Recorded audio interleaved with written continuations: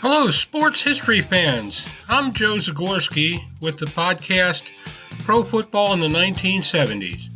You're about to jump into another thrilling sports history moment. But first, let's dive into today's sponsor just in time for the holiday season. Introducing Art of Words, the brainchild of word artist Dan Duffy from Philadelphia, which is near my hometown. Dan meticulously crafts stunning images by handwriting relevant words from some of the greatest sports moments in time. These unique, budget-friendly illustrations are the perfect gift, sparking cherished memories and capturing hearts. Choose from city skylines, sports, history, and musicians to find a piece for everyone. And here's the exciting part. For that sports fanatic in your life, gift them a piece of their favorite team or player's history. Art of Words tells a compelling story. Explore collegiate stadiums, each meticulously crafted with every football victory etched in words. Or venture into baseball stadiums, handwritten with every player from the team's illustrious history. Don't wait. Order a print today for yourself and your loved ones this holiday season.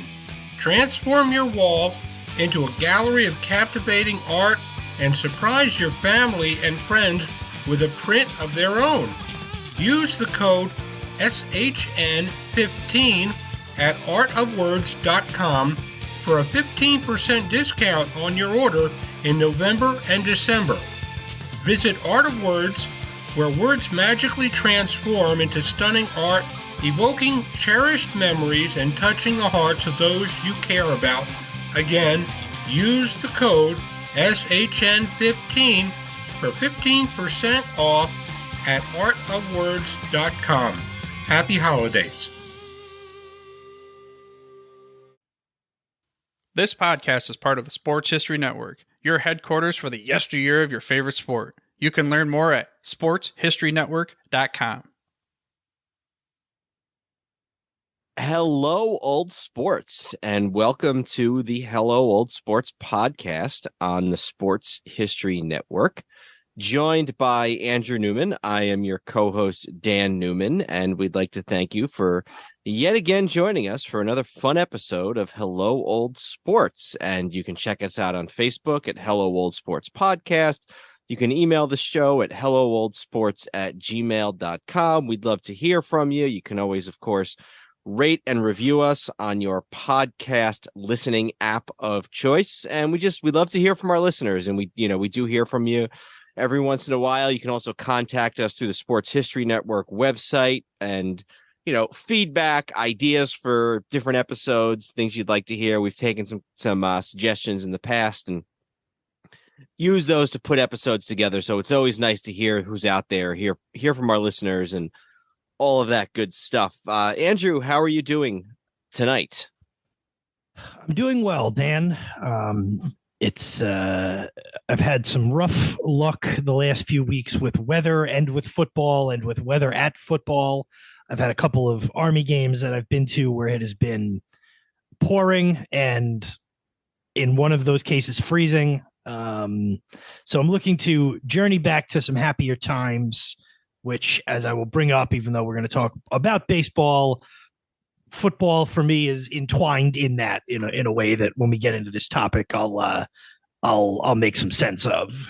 So our topic tonight is the 2003 MLB postseason. We're traveling back in time 20 years to a time that we both remember, obviously, as fans and as adults, basically, or at least as late teenagers. So, and this really, objectively speaking, is one of the most exciting postseasons in MLB history. MLB went to the divisional format in 1969. So that was the first year. 1969 was the first year you had playoffs beyond just the World Series. And that continued for about 25 years. And then there was the wild card era that lasted, I guess, another about, 20 or so. And then you had the second wild card.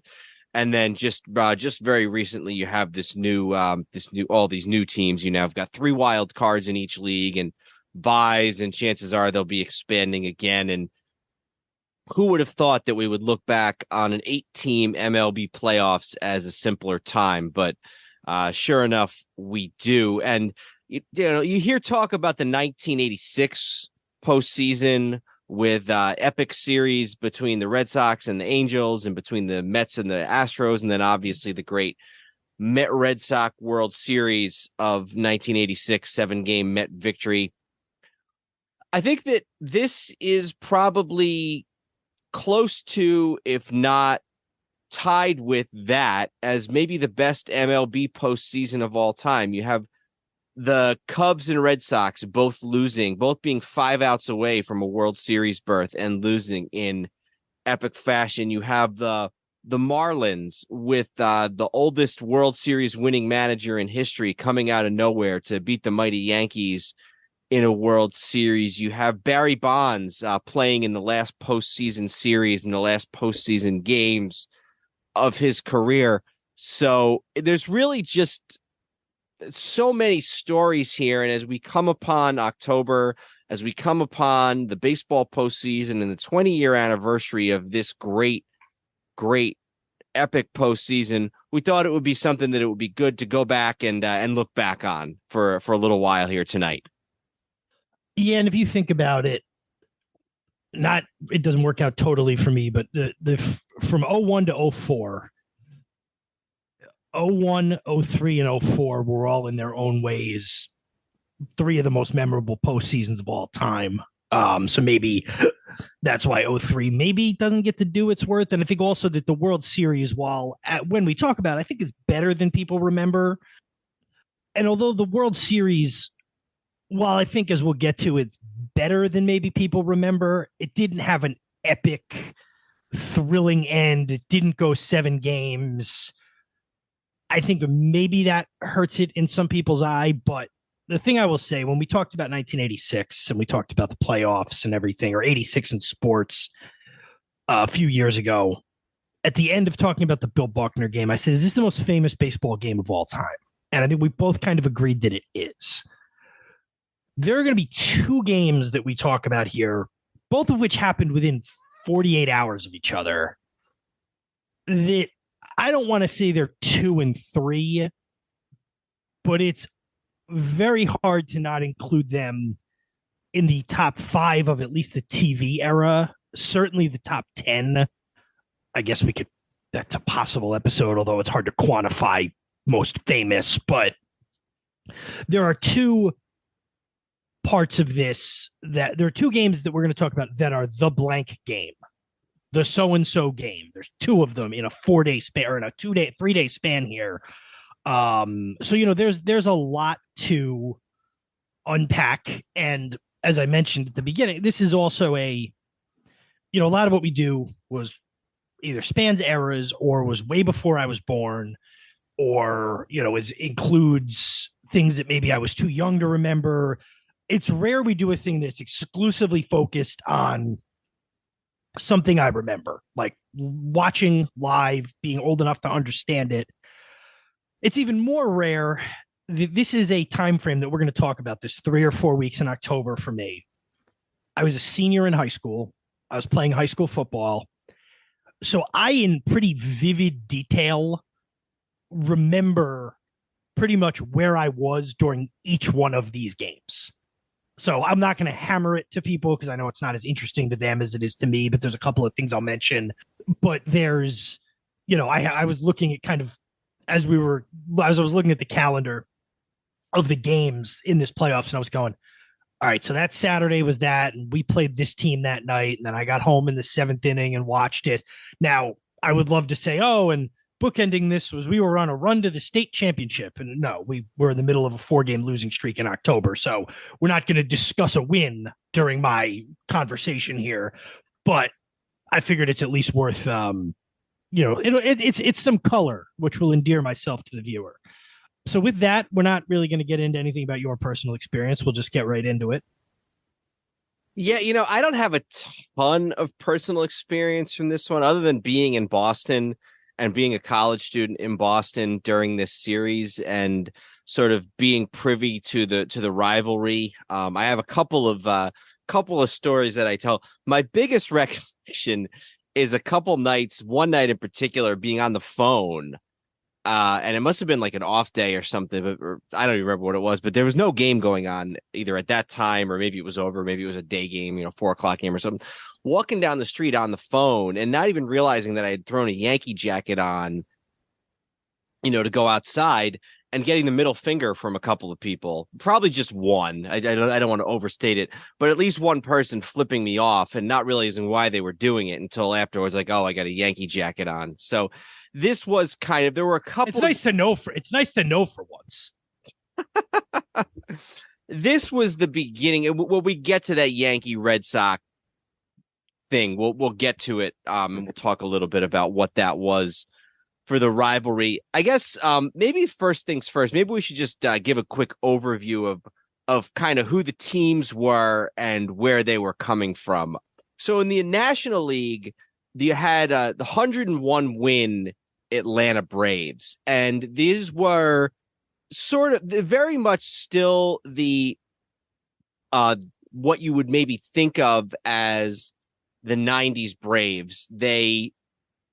Tom Glavine had left. He had gone to the Mets as a free agent after this season, but you still had a 37-year-old Greg Maddux anchoring the staff. You had a guy named Russ Ortiz, who was a right-handed pitcher who had his best season as a Major League Baseball player. Only ever time he makes an all-star team, leads the National League in wins, 21-7.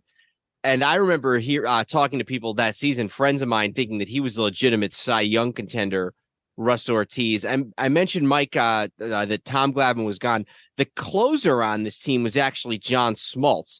This was during that period where John Smoltz had missed a season. He'd missed the 2000 season with an injury, and then came back as a closer. And this was actually the middle of, I guess, really 3 years. He did a little bit of it in 2001, but really 3 solid years for Smoltz as the Braves closer before he goes back and becomes a starter, which in and of itself is just incredible that a guy went from being a Hall of Fame pitcher to a really, really good closer for 3 years and then decides he's going to go back and be a starter.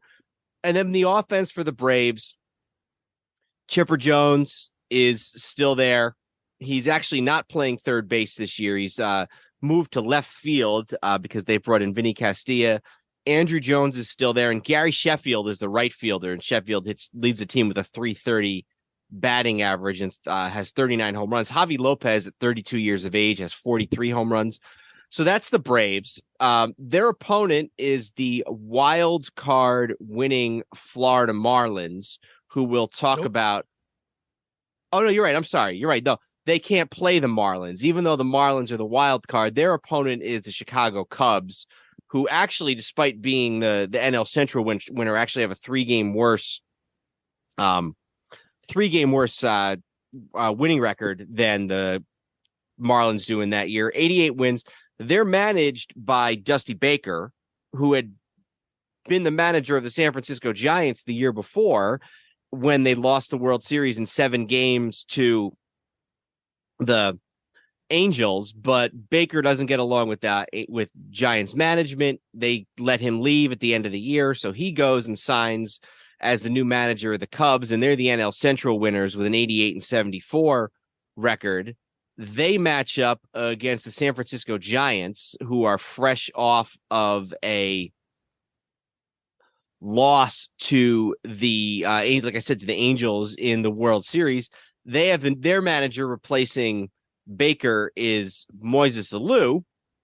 This is one of the third of 4 straight MVP seasons, I should say, for Barry Bonds. Jeff Kent had also left the team at the end of the 2003 season and gone to Houston. So they don't have Jeff Kent anymore, but they still have a solid team led by the 38-year-old Barry Bonds with 45 home runs, 148 walks, and a .529 winning percentage. This is about the time when Bonds really starts to walk a lot, when teams really stop pitching to Barry Bonds because the team is good, and so they're playing in important games, and they're finally deciding that, it's not worth pitching to Barry Bonds. So he leads the league in walks with 148 and leads the league in intentional walks with 61. The following year is when it really gets crazy with Bonds with the intentional walks. They intentionally walk him 120 times in 2004, which if that's not a single season record, I don't know what is. Well, and then if you add in how many times he was regular walked too, it's like, he was walked almost once a game. No, he's intentionally walked 3 out of every 4 games. Then just pitching around him or regular walks, multiple times a game. And then the fourth team, just to round it out, is the Florida Marlins, who we'll talk about a little bit more as the show goes on. Their big acquisition that year was the Hall of Fame catcher, Ivan Pudge Rodriguez. They have a young Miguel Cabrera as a utility player and a pitching staff of young, presumably promising guys, Carl Pavano, Josh Beckett, Brad Penny, and Dontrell Willis, all 27 years of age and younger. And they are managed by Jack McKeon, who had taken over for the fired Jeff Torborg about a month and a half into the season and leads the Marlins to a 75-49 record. I believe, is named manager of the year. Named National League Manager of the Year. And so that is the National League. Some really interesting teams and interesting storylines there. Yeah, the Braves, and maybe unbeknownst to everybody at the time, but the Braves have kind of settled into they're still in the perennial playoff phase, but they're not going to get back to a World Series. I think they kept losing in the first round up until like 2005. And then I think finally the Mets won the division and ended that streak in the 2006 season. You got the Giants, who are the defending NL champions. Barry Bonds is certainly one of the biggest lightning rod, most high profile players in the league. And then you have the Marlins, who, I think are probably considered a throw in, but it's a novelty that they're back. It was 6 years before that they'd won the World Series and basically totally dismantled the team, as we talked about in our 98 episode on all of sports in 1998, not just the Marlins, although that would be an interesting episode. And then you have the Cubs, and it really can't be overstated enough. And this was the case really until 2016, but this was certainly the year that added to the lore a little bit. Anytime the Cubs, the Red Sox got close a bunch of times, including the year we're about to talk about. And their thing was all the years they'd lost, the Bill Buckner game, the 75 World Series, all of that. The Cubs, 84, they made the playoffs and they lost to the Padres, right, in a 5-game NLCS that I think maybe they were up 2-0 in it and lost. That sounds right. Something, I know it was the Padres. And they made a couple, what was it, 98, they made like the wild card or whatever behind Sosa's 66 home runs, but they were not a team who had been, real close a bunch of times. So anytime the Cubs had any kind of a team, it was a big deal. And that, they had the 2 young pitchers, Wood and Pryor, and it was really the closest they would ever come to having 2 really good years out of both of them when they were both healthy. So that in its own was, that even if you chop the Marlins off, the top 3, there's plenty of firepower up top in the NL playoffs in the 3 division winners. Firepower meaning like attention wise. Mm-hmm. American League, maybe not quite as chock full of great postseason stories. Top seed is the Yankees, 101-61, best record in the American League, tied for the best record in Major League Baseball. Still managed by Joe Torre. They'd won in 96, 98, 99, 2000. They'd lost that epic World Series to Arizona in 2001. They had been a very good team in 2002, but they'd lost to Anaheim in the first round. a lot of the core is still there for the Yankees. Posada, Jeter, Bernie Williams, Andy Pettitte, Mariano Rivera. If you want to count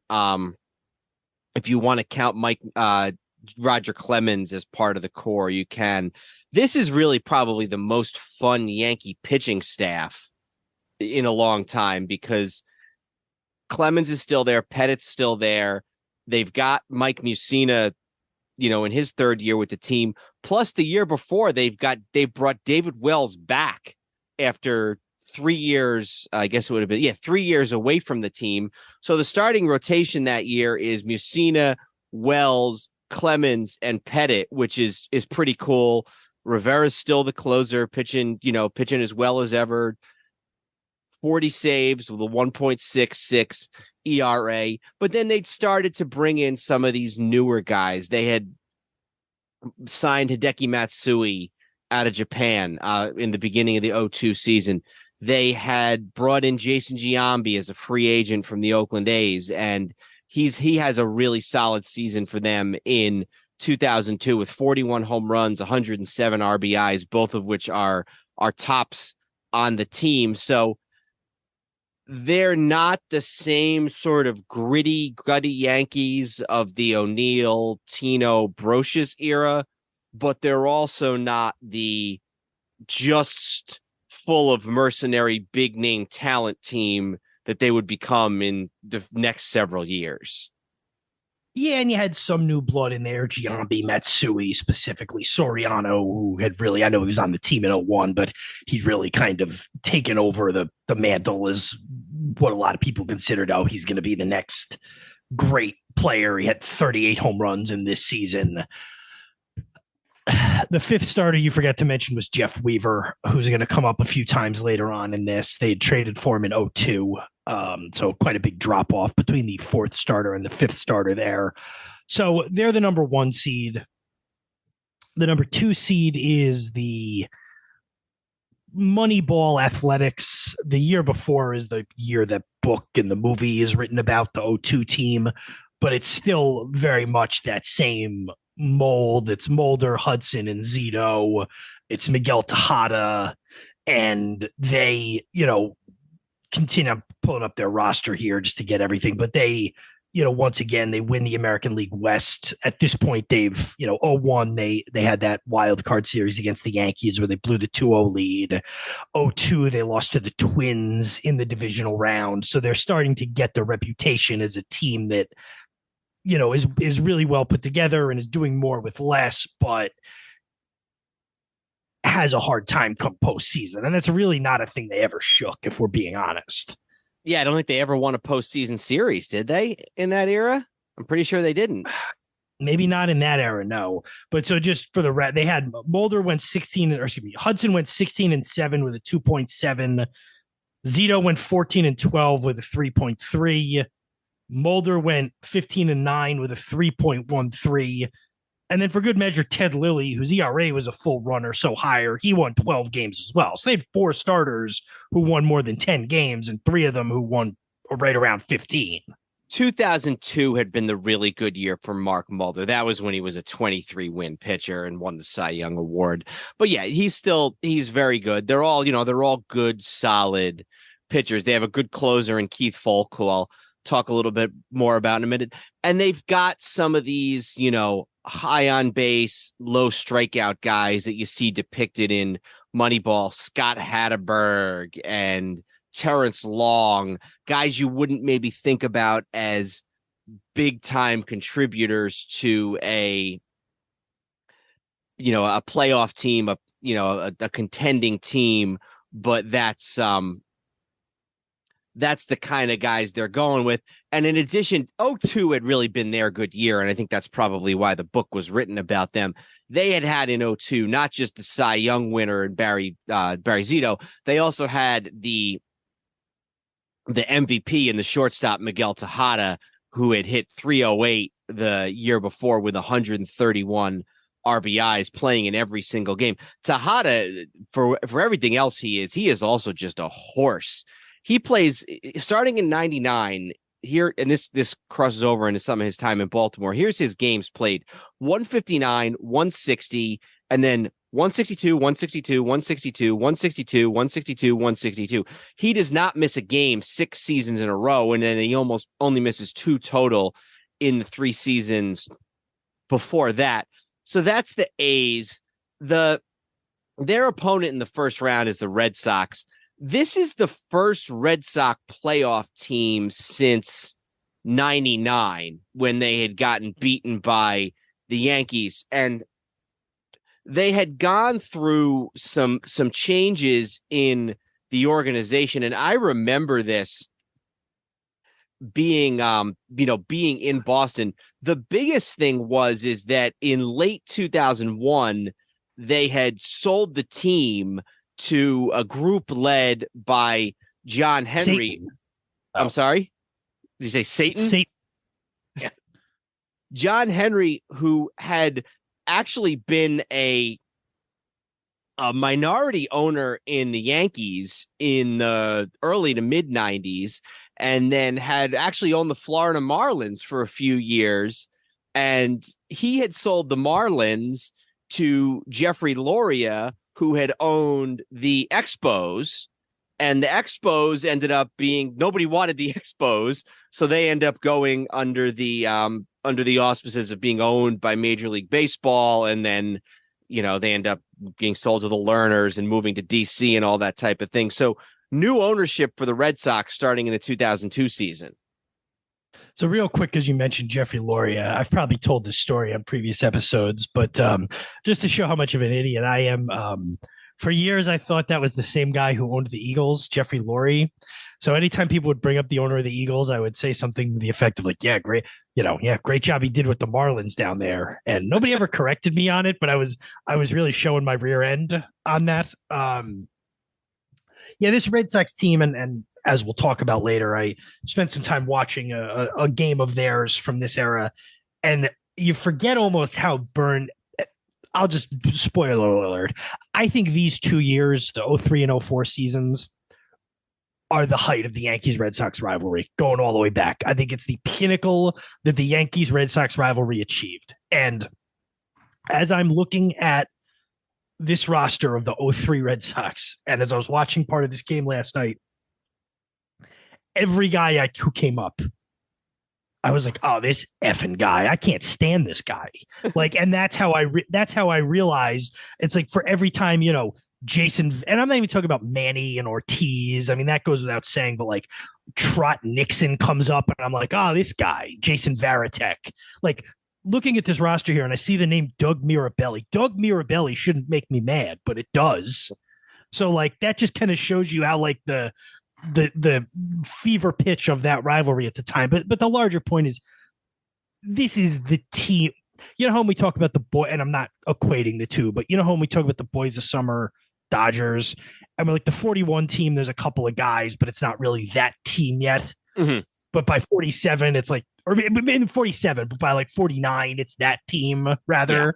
Yeah. That's kind of how this is. Like by 03, it's like, no, this is the fully formed Red Sox team of that era. And of course, I guess one big exception, but that exception being Schilling. Yeah.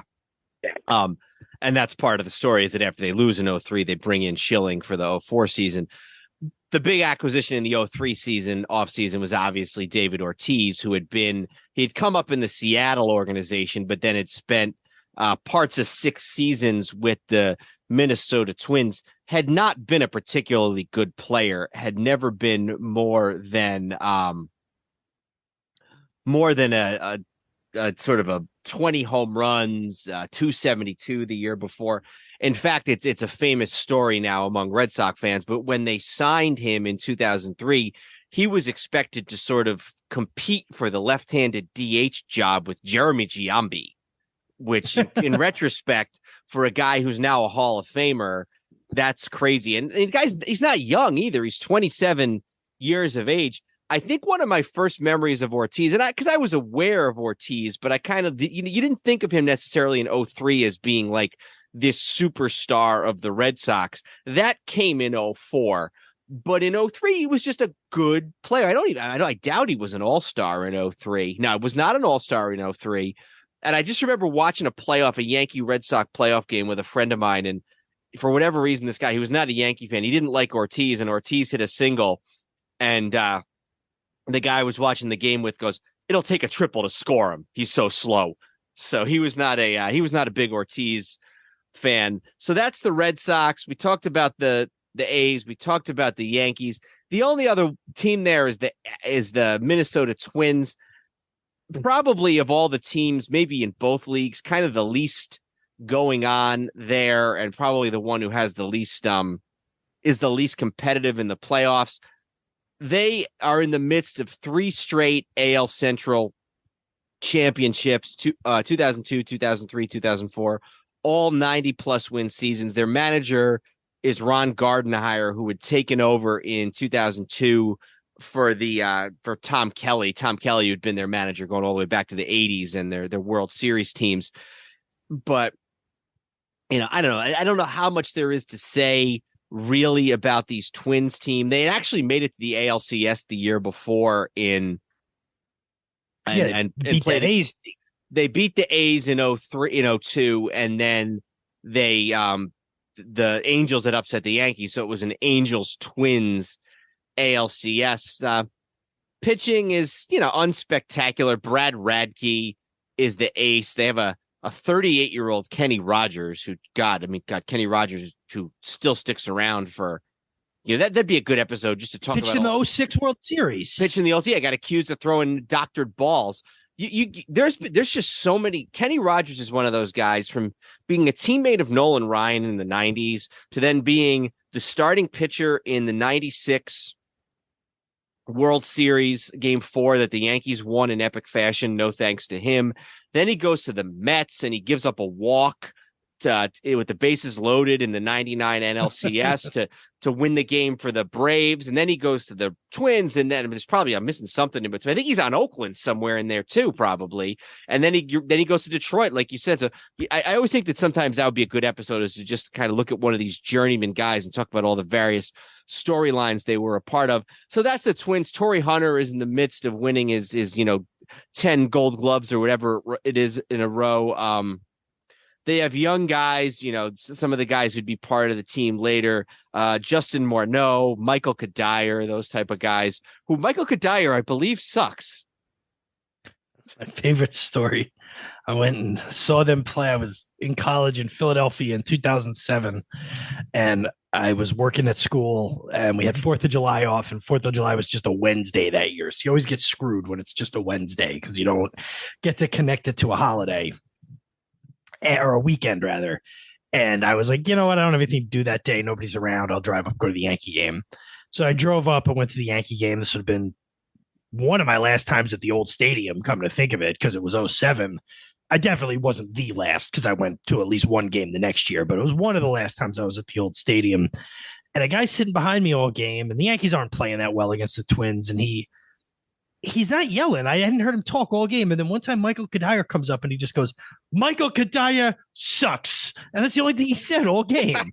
So that's that story. The Yankees lost that day, by the way. And I drove back and went to work the next day. Well, thank you for listening. Oh, is that not the end? Okay. I thought this was all just a build up to that. So those are the teams. I guess we just sort of maybe want to just go through these series kind of one by one, unless you had anything at the outset. Now, what do you want to do? You want to do the NLDS, then the ALDS, then the NLCS, then the ALCS? Let's do the American League. Let's do the ALDS first. ALDS first. Yeah. Okay.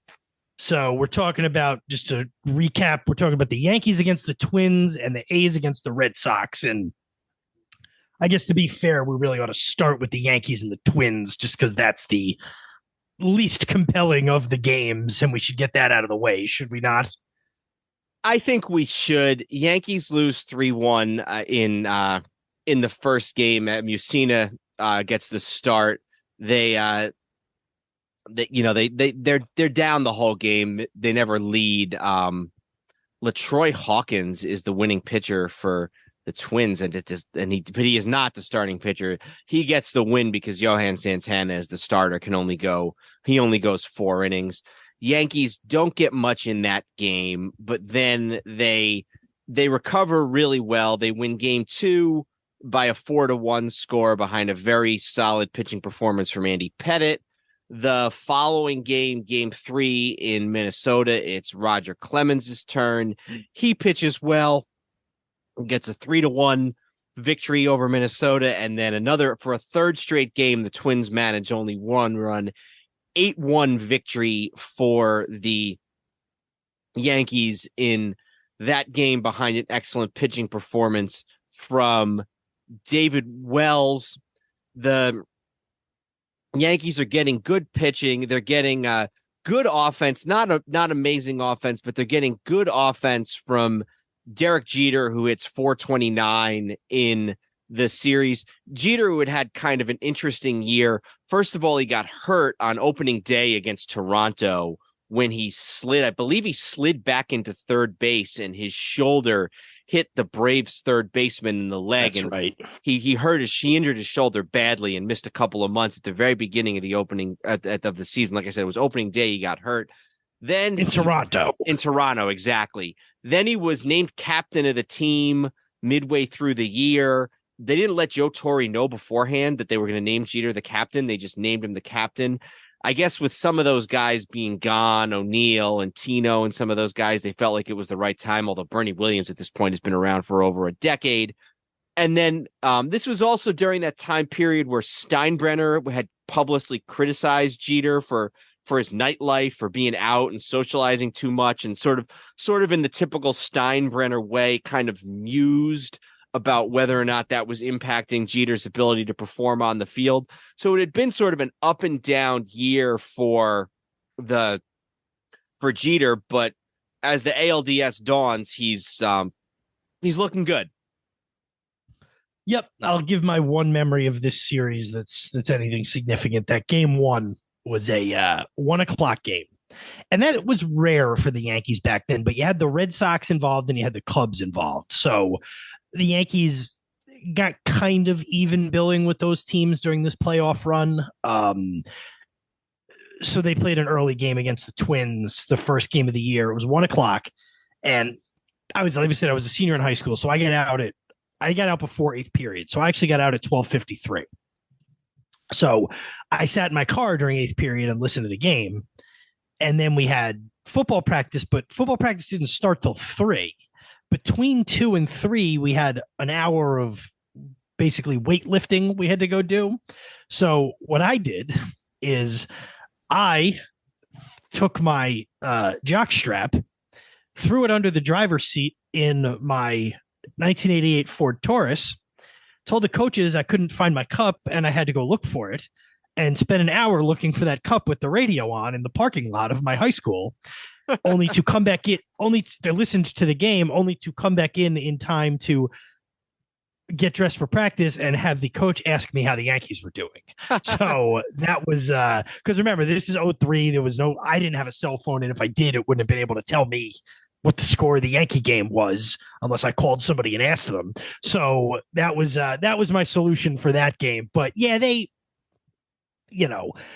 after that game 1, they really clearly sort of established what would become and arguably still to this day is a long-running dominance of the Yankees over the Twins in the first round of the playoffs. The Twins actually this year just won a playoff game, I believe, for the first time since the year after this with the Yankees, and they had not won a playoff series until then either. But yeah, so the Yankees, they get really good starting pitching in games 2, 3, and 4, like you mentioned. It wasn't bad in game 1 either. They just didn't score in game 1.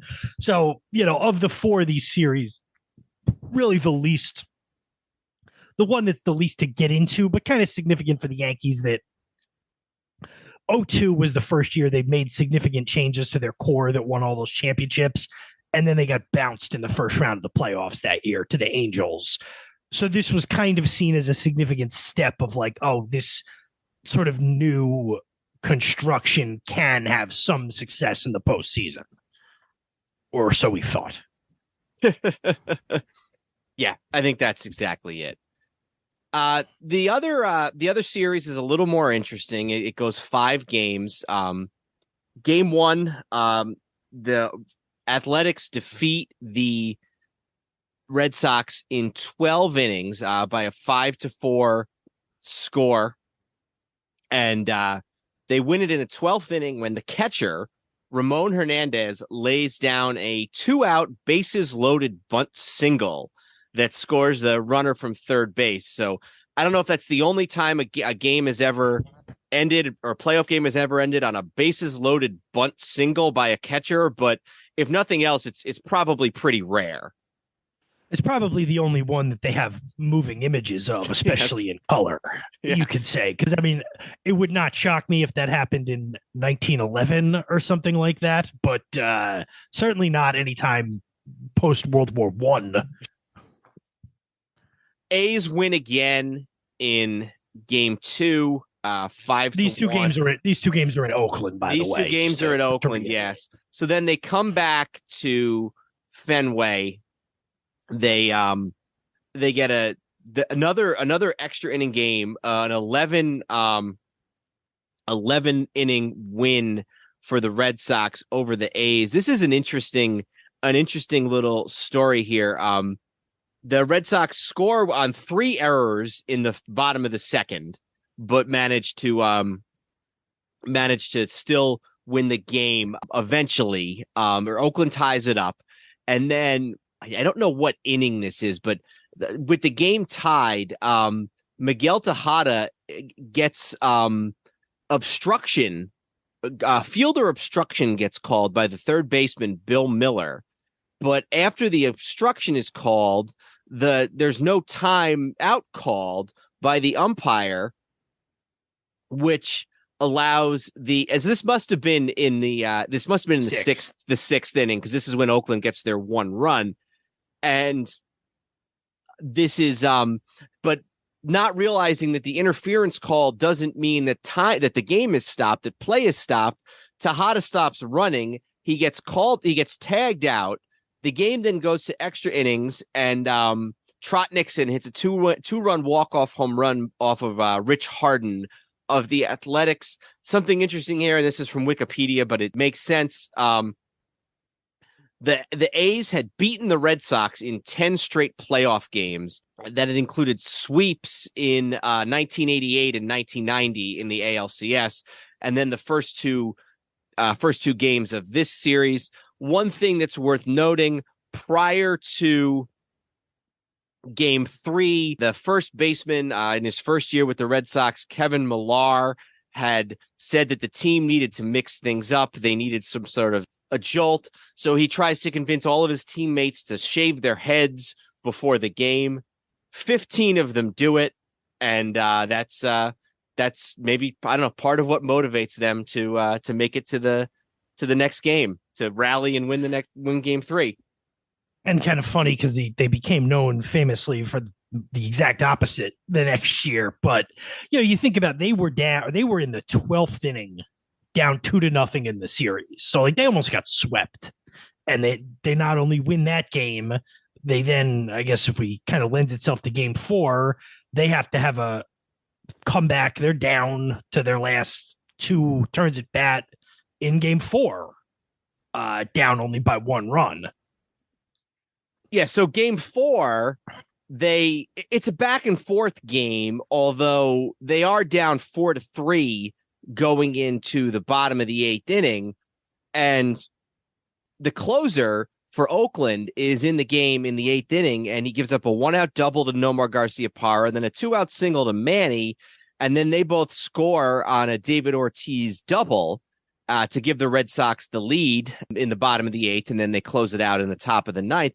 Interestingly enough, the closer for that Oakland team is Keith Folk, who a year later is on the Red Sox and is the pitcher for the, he's on the mound when they sweep the Cardinals in Game 4 of that World Series. So, a guy who kind of helps them keep it going in 2003 by giving up 3 hits in a row to probably their 3 best offensive players, then turns around the following year and he's on the team and wins a championship with him. And that's 04, and we'll never do an episode about that postseason. But yeah, Keith Folk making an appearance on the other side of things a year earlier. So they end up getting the 5-4 win, which allows them to force a game 5.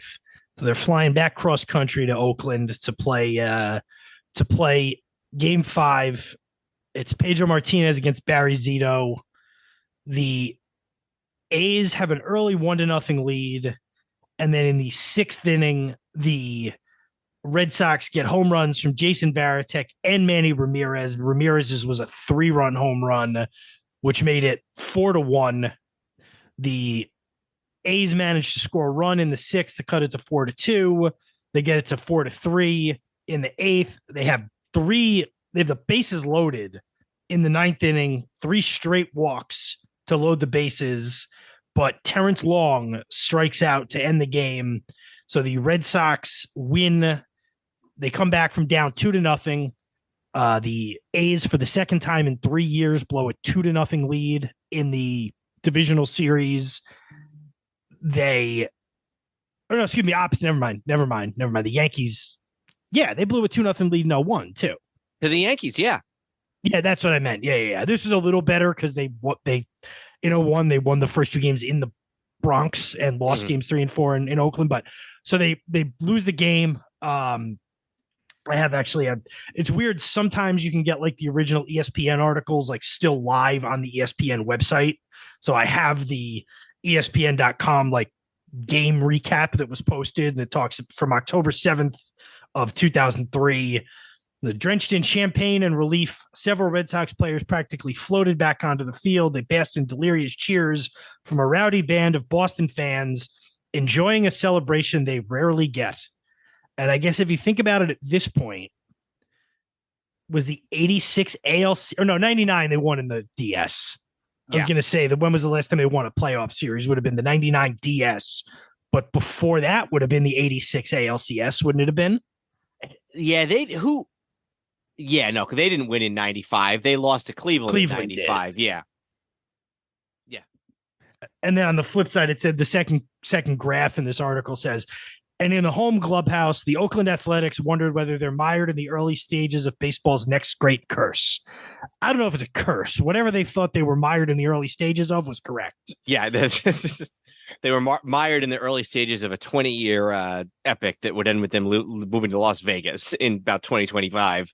So, and then, so they go back for game 5. And this is, I don't know how many times this has happened. I know the Yankees had to do it on the flip side, maybe in both 2000 and 2001 against Oakland. But it was one of those things where game 4 ends, and then the 2 teams have to travel all the way across the country to play a game 5 a day later. No off day, just a cross-country flight. And this is was there a rain out or something? No, that was just the way they scheduled it in those days. It was 2 and 3. And if you 2 and 3, it was 2 days and 3 days. 2 days and then 3 days. Yeah, they did not schedule an off day. And I don't know if that was meant to benefit one side or another, or if that was just they wanted to get it done. I don't believe they do that anymore. I'm pretty sure there's a day off in the ALDS if there needs to be between games 4 and 5. That would, a series would have to go 5 games, which seems to never happen these days. But yeah, that was common. That happened a few times where there was just no off day. But they go in. Pedro gets the start. Pedro gets the win. He gives up 3 runs and 7 hits in 7 innings of a pretty solid baseball. The big offensive contribution in this game is a 3-run home run by Manny Ramirez in the 6th inning. Red Sox score 4 runs in the top of the 6th. Those are their only 4 runs. They put away Oakland. They're in the ALCS. The only thing that mars it is that Red Sox outfielder and ex-Oakland Athletic Johnny Damon suffers a collision with the second baseman, Damian Jackson, in the 7th inning. Both are knocked out after the crash. Jackson manages to walk off while Damon, who was unconscious for 3 or 4 minutes, had to be placed in a neck brace, strapped to a stretcher, and wheeled off in an ambulance to an Oakland hospital. He lifts his right hand and waves as he's being lifted into the ambulance. He has a concussion. Later, he says that as he's leaving, and I don't know, maybe we shouldn't joke about this, but I guess it's kind of funny. As he's leaving, he thought he was on the A's. So he as he's leaving, he's like, I thought I was leaving. I was looking down at the field and I didn't know which team. I thought I was still on the A's. So I thought those were my teammates. So yeah, but the Red Sox put it away. Good, a fun 5-game series, but they're headed to the ALCS. And they're going to face the Yankees for the second time in 4 years, but as we'll talk about, a very different. I don't know, that 99 one doesn't seem to fit. Like that was a different era, even though it was only 4 years later, or 4 years earlier. It's just a different. Sometimes 4 years is a big difference, and in that case, they were both very different teams. Well, and we'll talk about this a little more in a little bit, but I think one of the issues that nobody thought the Yankees were going to lose. In fact, the only game that the Yankees lose in that whole 99 postseason is when Clemens pitches horribly against Pedro Martinez in Game 3. But other than that, the Yankees smacked the Red Sox in the other 4 games that they play. They had smacked Texas. They smacked the Braves in the World Series that year. So they were not meeting as equals that year, whereas I think they really very much were in this year. All right, let's switch leagues. We'll go to the 2 NLDSs, correct? Should we start with Florida and San Francisco? Yeah, let's start with the Marlins and the Giants. Giants, who had lost by, they had blown a 5-0 lead in Game 6 of the 2002 World Series. They then went on to lose Game 7 of the World Series. Barry Bonds' only ever World Series. Dusty Baker leaves at the end of the season. He's replaced by Felipe Alou. But they're still good. They're still the division winner. Bonds is still MVP. They have a really good pitching ace in Jason Schmidt. And they're going up against this Marlin team who really had kind of come out of nowhere. What was the Marlins record the year before? It couldn't have been very good. This was not a team that anybody expected to do anything. So you're asking what was the 2002 Marlins record? Yeah, I don't think they were very good. No, I'm pretty sure they weren't. So they were 79. They were 79 and 83. They weren't terrible. Better than I would have thought.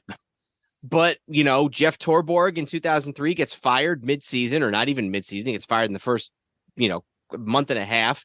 McKeon comes in. He maybe he's what they need at the time. And they managed to win the wild card and then give the Giants a really good series and beat them in 4. I think, nothing is amazing about this Marlins team. The pitching is, decent, but not great. Pudge Rodriguez has a really, really good season, as he tends to always do. But maybe we just want to go through this, and then sort of true to form, it doesn't start well for them. The Marlins get shut out by Jason Schmidt in a pitcher's duel in Game 1, 2-0. Yeah, 6 hits total. Beckett is good. He only lets up, he gets the loss, but the Giants only scored 2 runs on 3 hits. So obviously he pitched well as well. Coincidentally, by the way, when I searched 2003 Giants, the first thing that came up was that awful 2003 New York Giants team that went 4-12. Less said about that, the better. We could just talk about this year's Giants, if we wanted to talk about horrible Giants teams. Moving rapidly along. So they win Game 1. Game 2, the Giants actually are up 4-1 after 4 innings. The Giants are. The starting pitching matchup was Brad Penny against Sidney Ponson. Oh, good Lord. Yeah. 6 pitching changes for each team, according to Wikipedia here. But the Marlins scored 3 in the 5th, 3 in the 6th, 1 in the 7th, 1 in the 8th. They end up winning the game fairly comfortably, 9-5. So they get the split at what was at the time known as Pacific Bell Park, to tie the series, sending it back to Florida. And then it goes poorly for them when they get back to Florida. Pudge leads off the scoring in the bottom of the first with a 2-run home run. The only scoring that the Marlins will get until 10 innings later in the 11th inning. Giants get 2 runs in the top of the 6th, and I just want to pull up the scoring here. Top of the 6th, the Giants get basically they manufacture a run. They get 2 singles, runner advances on a ground out, and then they score on a ground out, and then a single to left field. And so then they go, nobody scores in the 10th. And then in the top of the 11th, they get a run. Edgardo Alfonso drives home Rich Aurelia on a single off of the Marlins closer, Braden Looper. So the Giants go into the bottom of the 11th with a 1-run lead, but they're not able to hold it down. And I believe what there is here is a bad error by their outfielder, by Jose Cruz at some Who was point. a Gold Glover. Who was a Gold Glover. Yeah, that's in the bottom of the 11th, I believe, correct? Yeah, so what it says here is in the 11th, where's the exact thing that happened? That was game. I'm at the wrong. Okay, so in the 11th said an error by Cruz and a walk, put 2 men on with nobody out. They bumped it over to make it second and third. They intentionally walk Juan Pierre to load the bases with 1 out so they could get a double play, although Juan Pierre's fast. It's going to be hard to double off at second base there. They get Worrell or Luis Castillo grounds out. So they go to the force out at the plate. So that loads the base. So the bases are still loaded with 2 outs. And Pudge Rodriguez hits a single that scores 2 runs. Juan Pierre, who, remember, they put on base intentionally, is now at second base as the winning run, is able to score on Pudge's single. And the Marlins win the game despite going 9 consecutive innings without scoring a run, which can't happen too much.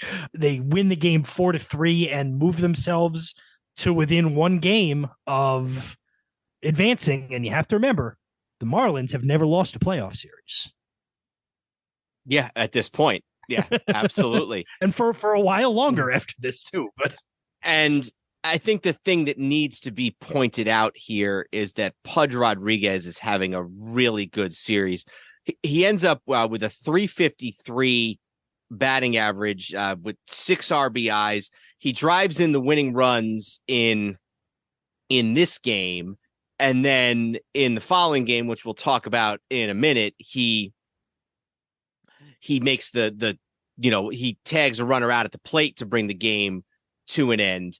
So he is proving to be a worthwhile off-season acquisition for them that, if they don't have him, they're probably not getting to where they end up being. So they move on to game number 4, still in Miami.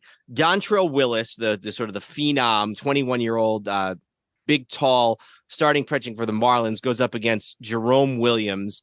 We get another back and forth game here. Let me pull up the box score just to see if there's anything particularly noteworthy. They actually, the bottom of the second, top of the second, Marlins score, or Giants score on a sac fly. Giants tie it up in the bottom of the second on an error.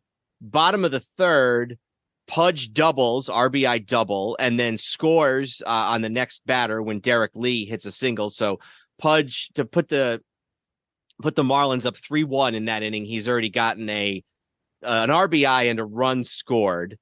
Marlins pour on 2 more runs on a single by Miguel Cabrera in the bottom of the 4th to make it 5-1. But the Giants, they're not dead. Top of the 6th, Rich Aurelia doubles. to score Ray Durham. Barry Bonds hits a sac fly. Edgardo Alfonso doubles in Aurelia. JT Snow hits a single off of Brad Penny to score Edgardo Alfonso. So going into the sixth, and this is the way it stays until the bottom of the eighth, going into the bottom of the eighth, it's still 5-5.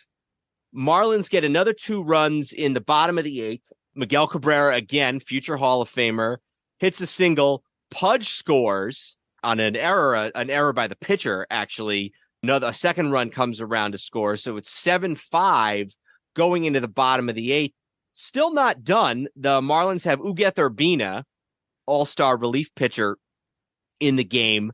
And he gives up a double to Nafi Perez. He gives up a single, an RBI single to JT Snow. So the Giants got a runner on first, nobody out, with the Marlins closer Urbina on the ropes. Strikes out Pedro Feliz. Benito Santiago flies out to right field, but then he hits Ray Durham with a pitch. And then Jeffrey Hammonds comes up for the Giants. He singles to left field. And Snow is rounding third to score. Let me see if I can get the Jeff Conine, who's playing left field, throws the ball to Pudge. Pudge tags JT Snow at the plate as Snow crashes into him. These were during the days when you could still crash in to the catcher. Rodriguez falls backwards and shows that he still has the ball. Marlins win. This is the first time in postseason history where the potential tying run gets thrown out at the plate to end the series. And was it after this game that the famous rant took place? It is. Before we get to that, because I do want to spend a couple of minutes on that. We got to talk for a minute or two just about Bonds, because Bonds, his father had died in the offseason.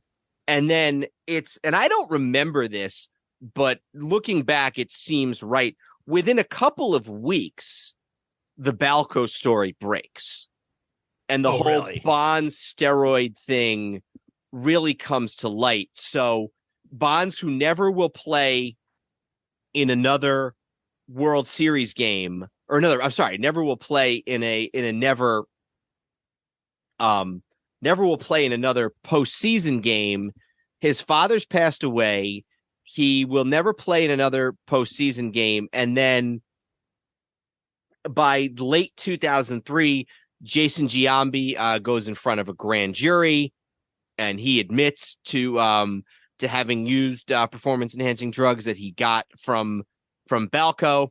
So all of this really starts to leak out beginning in, basically the off season of the 2003 season. So Barry Bonds goes from a year previous being very much on the cusp of winning a World Series to being scandal, disgraced, and never playing another playoff game again in his career.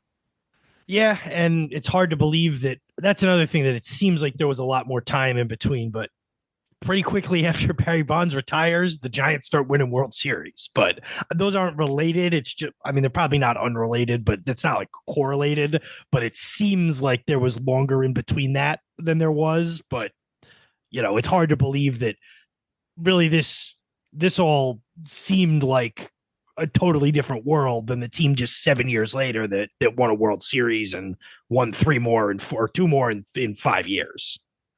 It's also worth noting that the Giants make 7 errors in this 7-game series, or in this 4-game series. They field the ball horribly. I don't see where. Maybe it was on the Wikipedia. Try to pull it up. Recap. I saw that. I'll go to the composite box score. Yeah, 7 errors. 7 errors in 4 games.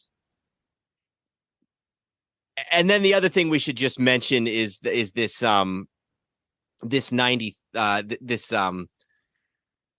before we move on to these epic league championship series.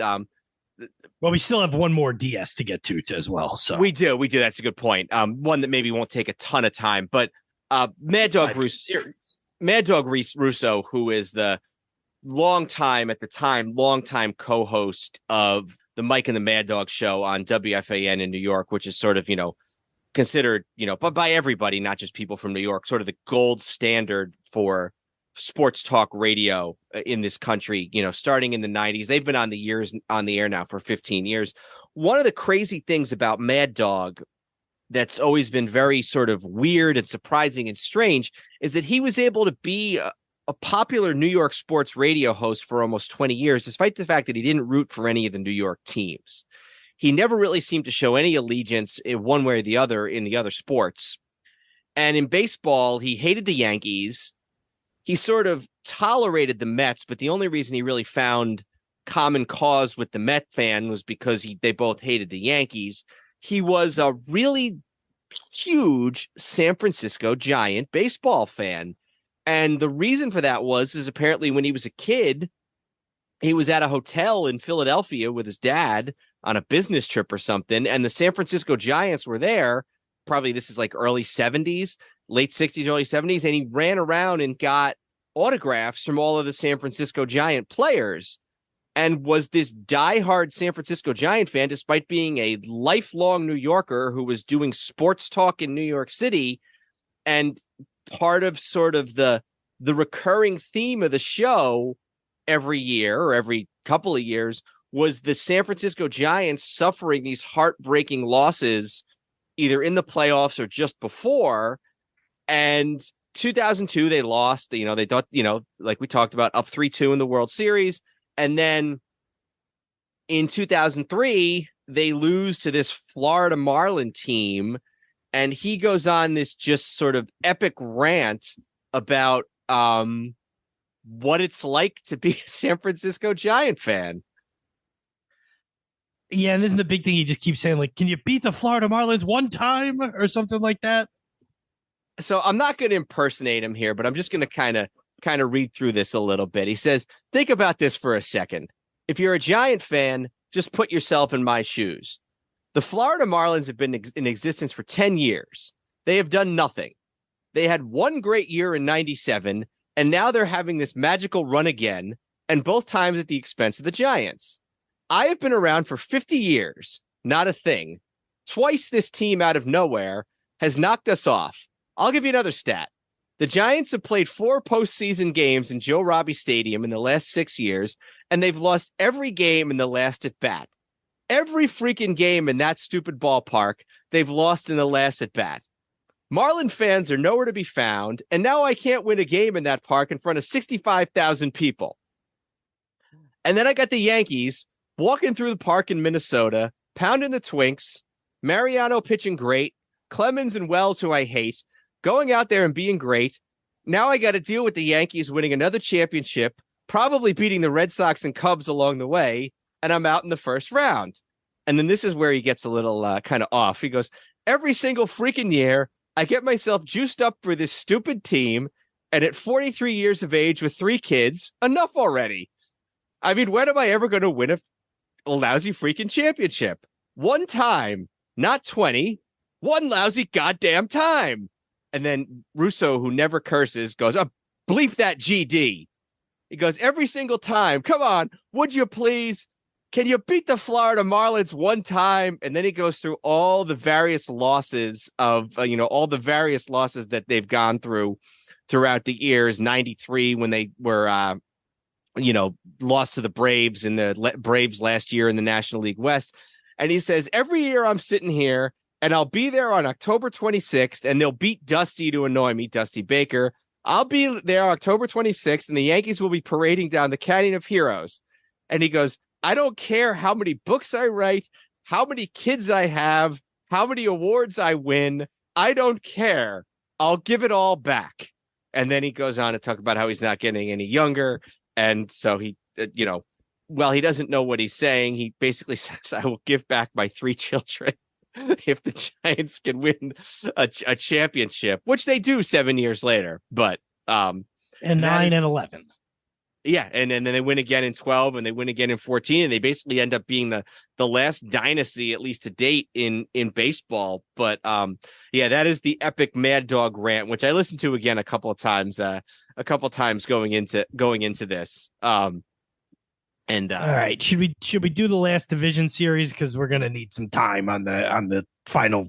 Well, definitely the CSs, and then we gotta do the World Series, so we should probably press ahead here. Yeah, why don't we go ahead, and this other NLDS, it's a 5-game series. It's kind of a forgotten series, I guess, because of some of the other things that went on previously.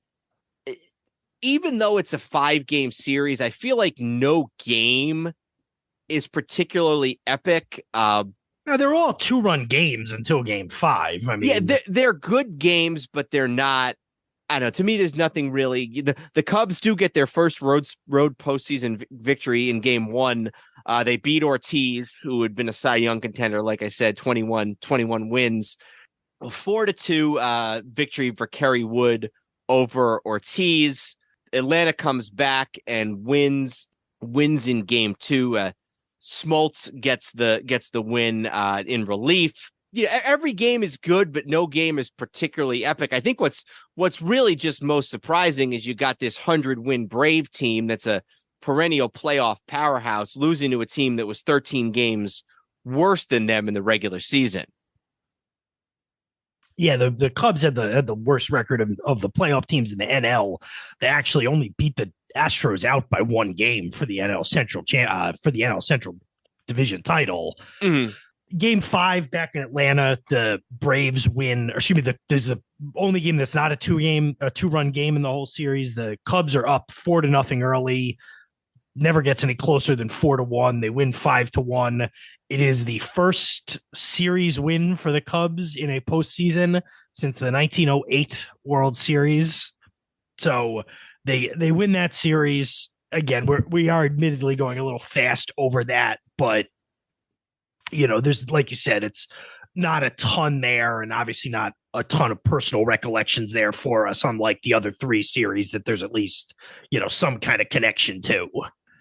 One of the things I do want to mention is that first of all, this Cub team, Sammy Sosa is still on the team, and he's really starting to fade. And we've done episodes on steroids, and we've done episodes on all this stuff on 98 and everything. And so I don't want to get too much into the steroid thing. Sosa's 34. This is it's actually not his last All-Star year. He's actually not an All-Star. The following year is his last All-Star year. He's still a really damn good player, 40 home runs, which is, not as many as Bonds, but it's up there for the National League lead. He is not the Sammy Sosa superstar that he once was, but he's still there, still trying to get that championship. The other guy I want to mention on offense that they have on this team is Kenny Lofton.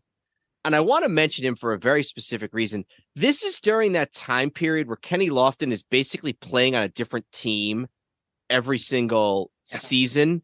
He had been in Cleveland, and then in 97, he gets traded to the Braves for David Justice, and he plays on a 101-win Braves team that loses in the NLCS to the Florida Marlins, goes back to Cleveland for a few years. 2002, he's with the Giants as they lose the World Series in 7 games. Then he's on the Cubs for 1 year in 2003 as they lose in this epic NLCS that we'll get to in a little bit. And then in 2004, he goes to the Yankees for a year, and he's with them when they have the epic loss to the Red Sox in the 7-game series in 2004. So he's another one of these guys. It's like you could do a podcast just about following Kenny Lofton around. Then he goes to a couple years later, he's in LA. And then in his last, I don't know if it's last season or his last playoff year, but in 2007, he's back on the Indians, and it is his last year. He's back on the Indians when they beat the Yankees in that series with Jabba and the Midges and Torres last year. So the guy's on a different sort of really interesting, well-known playoff team basically every year for a decade.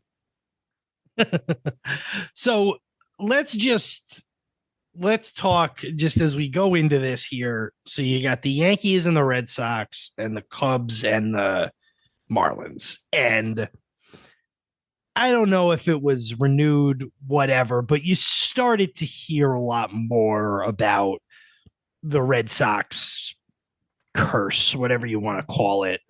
And sort of related to that, people would kind of look and go, oh, well, the Cubs, it's been 10 years longer with the Cubs. So then they would talk about the Cubs. And some of that's probably my Northeast bias showing that it felt like the Red Sox were the main thing that always came up. And then the Cubs were kind of tagged along. And then you'd hear about the Billy Goat and things like that. But you could just sort of tell there's this possibility, probably for the first time, I don't know when the last time this would have been reasonable would have been, but not in a very, very long time, if ever, that you might have the Red Sox and the Cubs in the World Series. One team with what would be a, 95-year championship drought at that point, and another team with an 85-year championship drought playing in the two oldest stadiums in baseball. Somebody's going to break the streak. It's Boston, it's Chicago. You can just sort of feel that. But then on the other side, you got Yankees Red Sox first, and that's obviously going to have a lot of juice to it. It's the first, it's the highest profile meeting they've ever had, because like we said, 99 was a little bit different. So there is a lot here, and frankly, not a lot of it involves people talking about the Marlins, but as we come to realize, that might have been a mistake. Yeah, and the other thing too is that Yankees Cubs would have been a pretty crazy marquee matchup too. It wouldn't have been curse versus curse, but still it would have been two of the biggest cities in the country, that whole thing. So it's not as if there wouldn't have been something there had they met in the World Series too. Absolutely. So I guess we'll start with the ALCS, right? Why don't we do the NLCS first? Because I think there's actually outside of Game 6, I think there's not necessarily Game 6 and 7. There's not really a ton there. There's some, but there's not a ton there. In fact, let me pull up. ESPN has a good oral history that they did on the 10th anniversary of this postseason. So that's 10 years ago now. And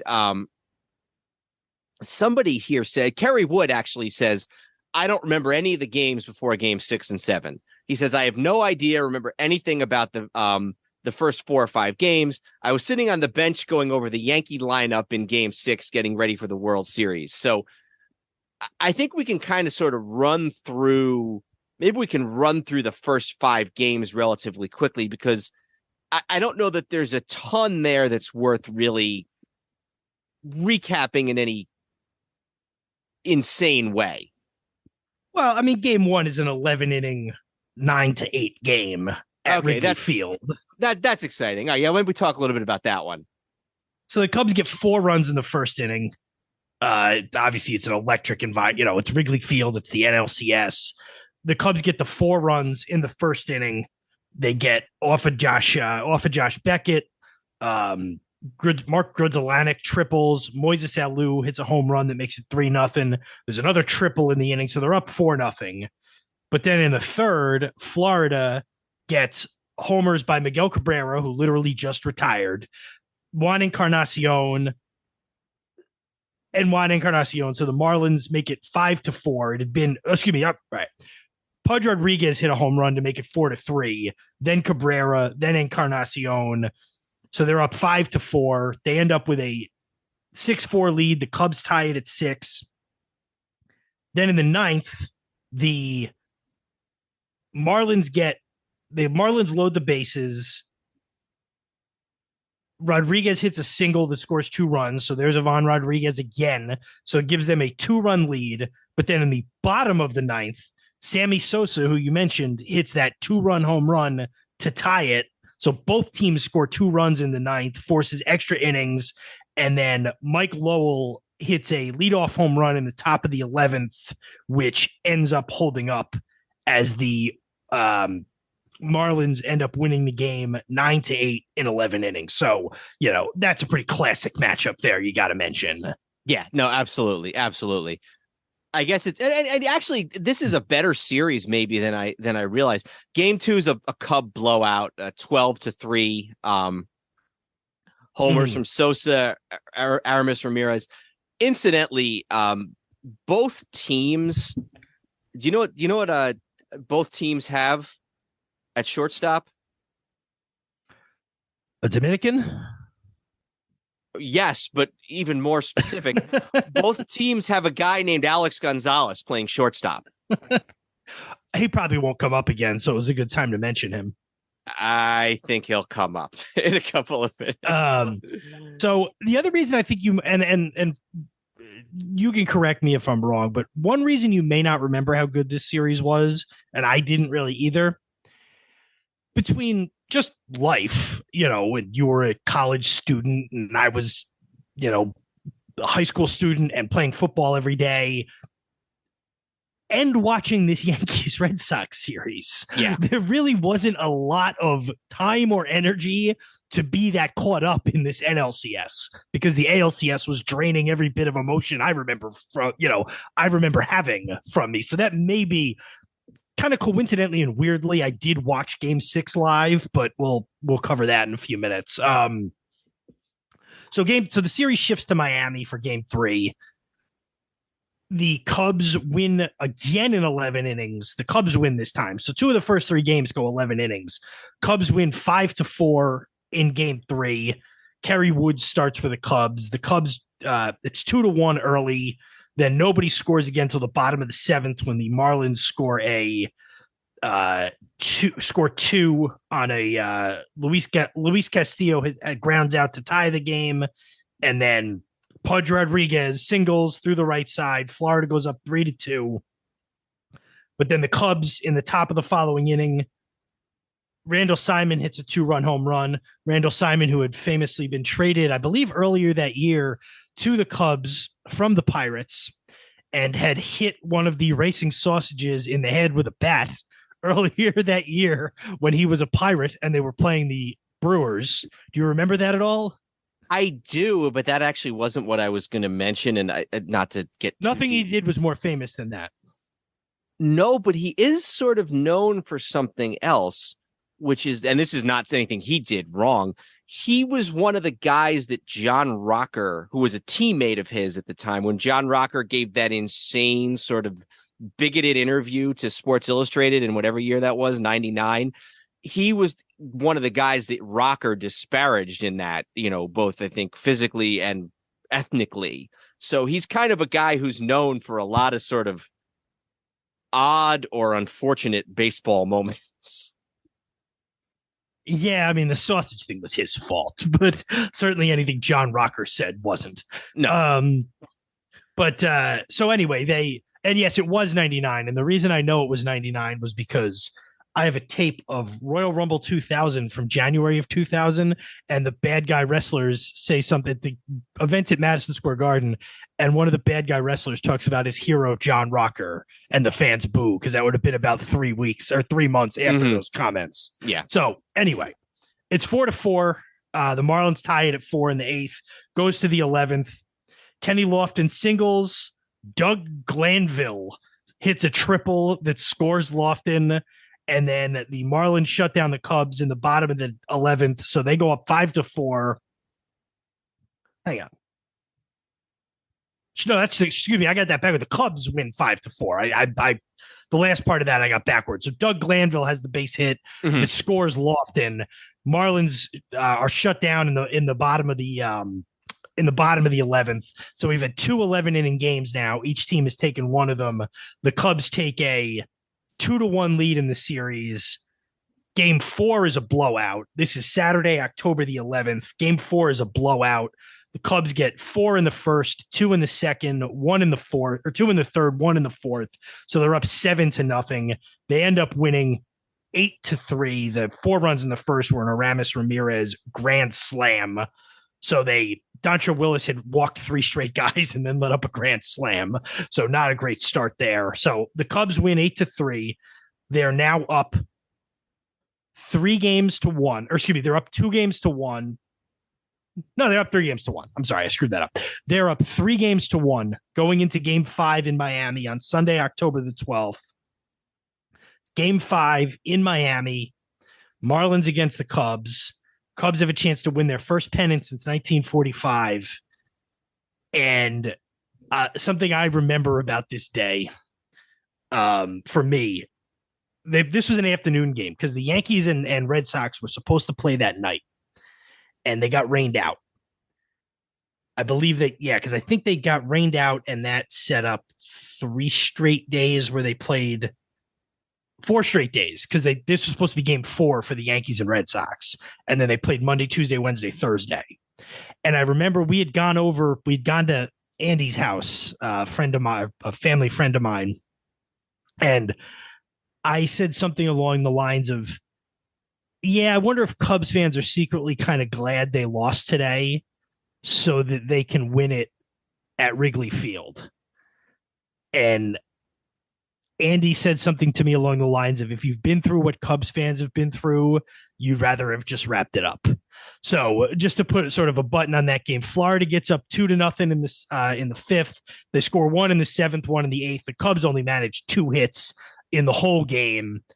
The Marlins win 4-0, but they still trail in the series 3-2 as the series shifts back to Wrigley Field for Tuesday, October the 14th, 2003, Game 6 of the NLCS. Marlins have a big inning in the 8th. They win 8-3. Then the following night in Game 7,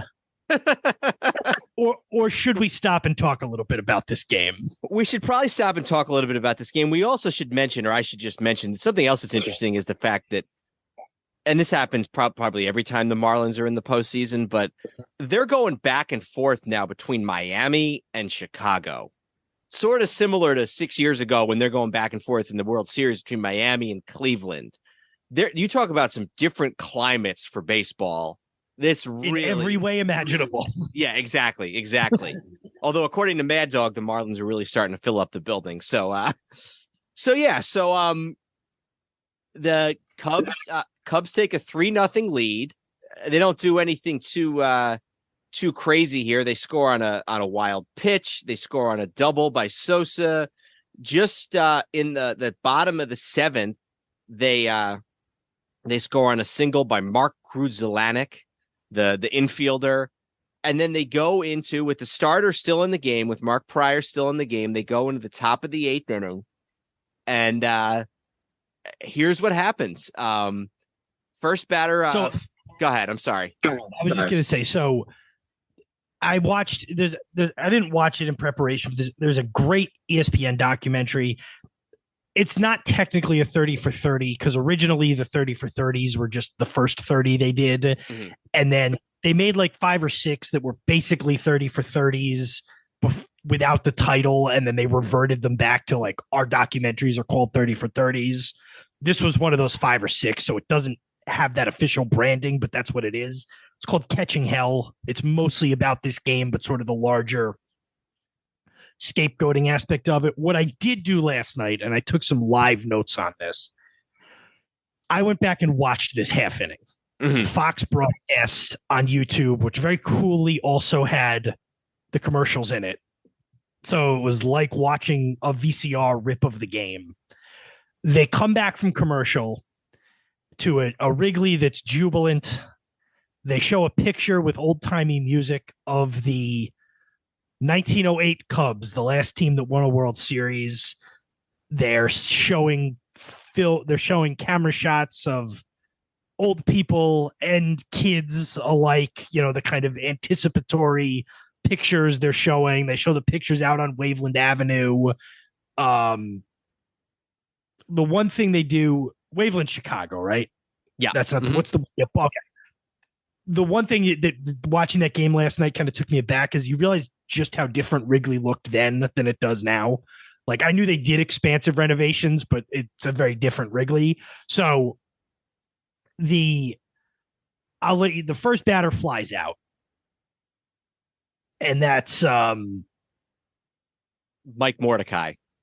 Mike Mordecai flies out. So there's one out. There's a one-out single by Juan Pierre. It's actually a double, but yeah. It's a double. I'm sorry. It's let me pull up the exact thing here. So it's a double by Juan Pierre. So it's man on second base with one out. Luis Castillo comes up and he starts fouling the ball off. And I'm trying to make sense of my note. On a 2-1 pitch, he fouls the ball generally into that same area. And I actually paused the tape to see, can I see him in this, even though this wasn't the pitch? And I couldn't. It was, moving too fast and all that. But a few pitches later, Castillo lofts one over to foul territory in left field. Wrigley Field doesn't have a ton of foul territory. Moises Alou goes over there. It's live. It's tough to tell. There's a million replays, which I'll talk about. Something kind of happens. The ball obviously is not caught. It's into the stands. Alou kind of takes his glove and swings it towards the ground and is looking into the crowd. He's obviously upset. And the at-bat continues. They then show, and I counted the number of times on the broadcast between this and the end of the inning, they showed the replay 4 times, and they showed him 5 times live. And the him, of course, is Steve Bartman, the Cubs fan who reaches over, and on watching it last night, 2 things became clear to me. One is that it was fan interference. The angle they show, he was over the wall. And 2 is that Moises Alou absolutely would have made the catch. So that is my opinion. I guess let me just do this in sort of chronological order, and then we can talk if that's all right. Yeah. So the immediately ensuing pitch, and by the way, the announcers are all throughout this making jokes about, oh, yeah, that fan's going to need a security escort getting out of here, or, oh, that fan might not make it out of here alive. He's going to be afraid to leave. And I guess the announcers have sort of subsequently apologized, but like the fact that was true makes that a little less funny.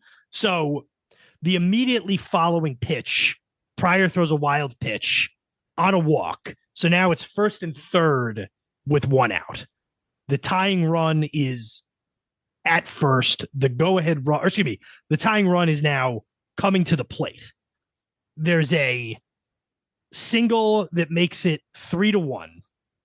Single by Pudge Rodriguez. There is then what may not be a double play ball if we're being fair. It's going to at least be 1 out. So at the very least, they're going to get the 2nd out of the inning, and there's going to be men at the corners. 3-1.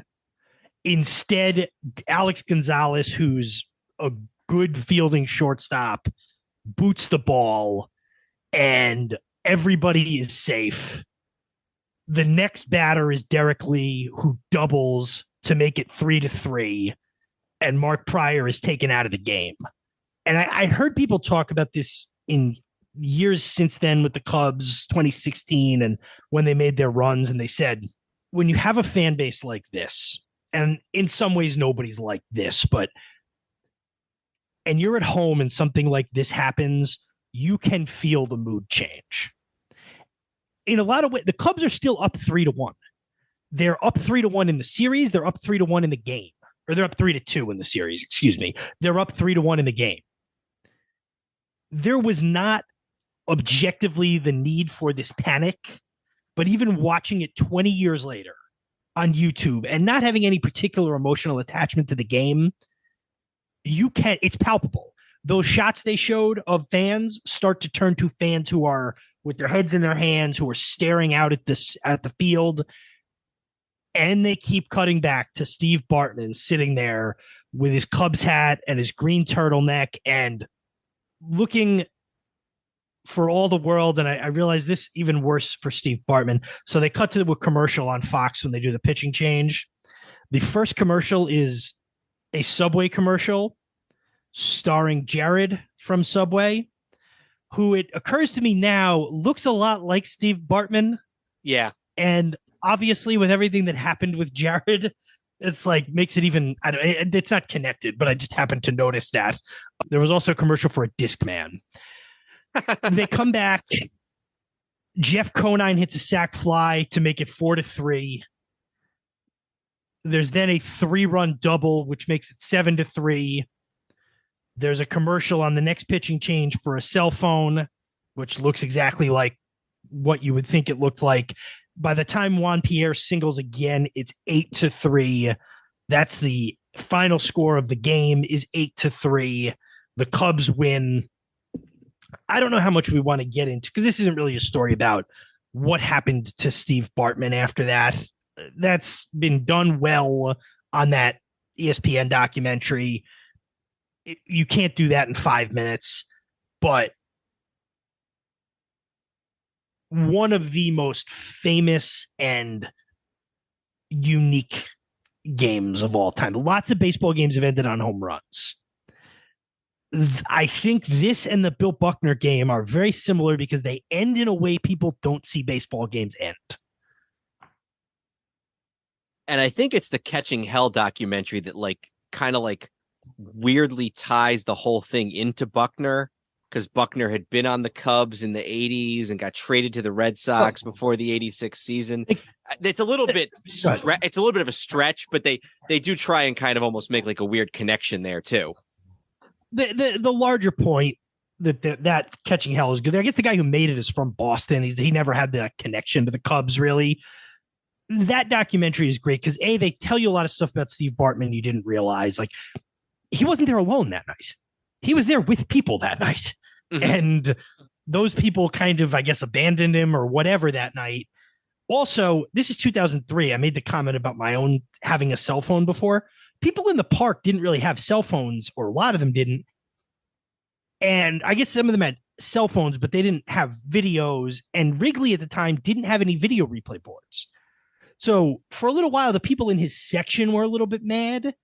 What started happening is between the people out on the street behind Wrigley and people with cell phones getting calls from their family and friends who were at home saying, it was that guy in the green turtleneck. Fox keeps showing him.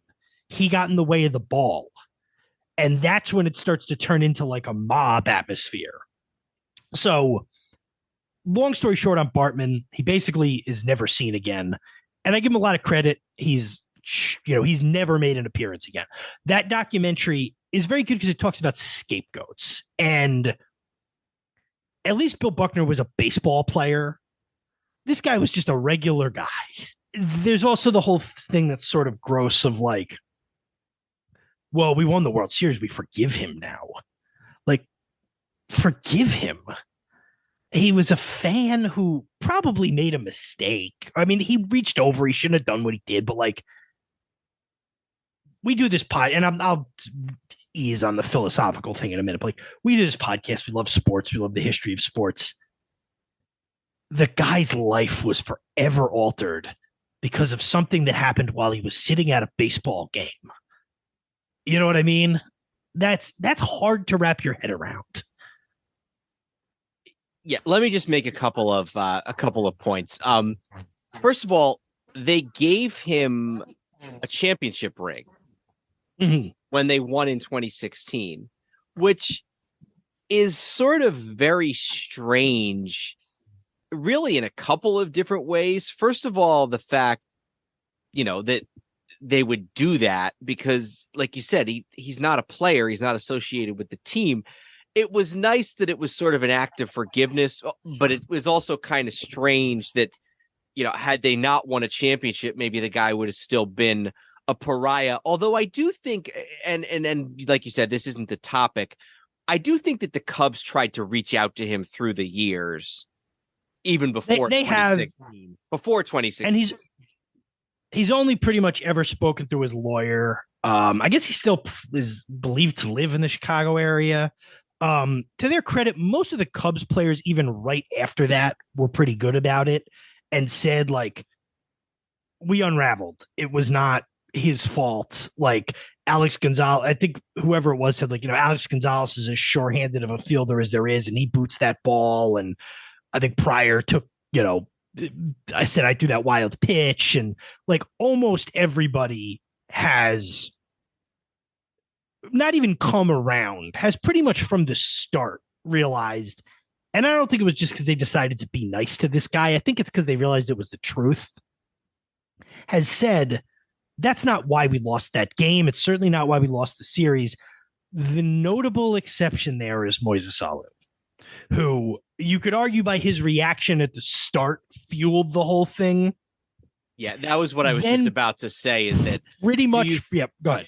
Do you think that the way Alou acted, and look, he's in the heat of the moment too, but do you think the way he kind of jumps up and waves his arm and points at the guy kind of caused the domino effect?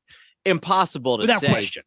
The other thing I would say is, and who knows, I mean, if this happens today and maybe just if this happens today, but also if this happens in the era of smartphones and everything, do the broadcasters continue to show the guy over and over and over and over again? And that's the one thing I'll say about this that was weird, is they show him a few times in the immediate aftermath, and I'm like, okay. And I was taking tallies, and they start to show the replay, and to an extent I get showing the replay, and I'm thinking, okay, they're done with it.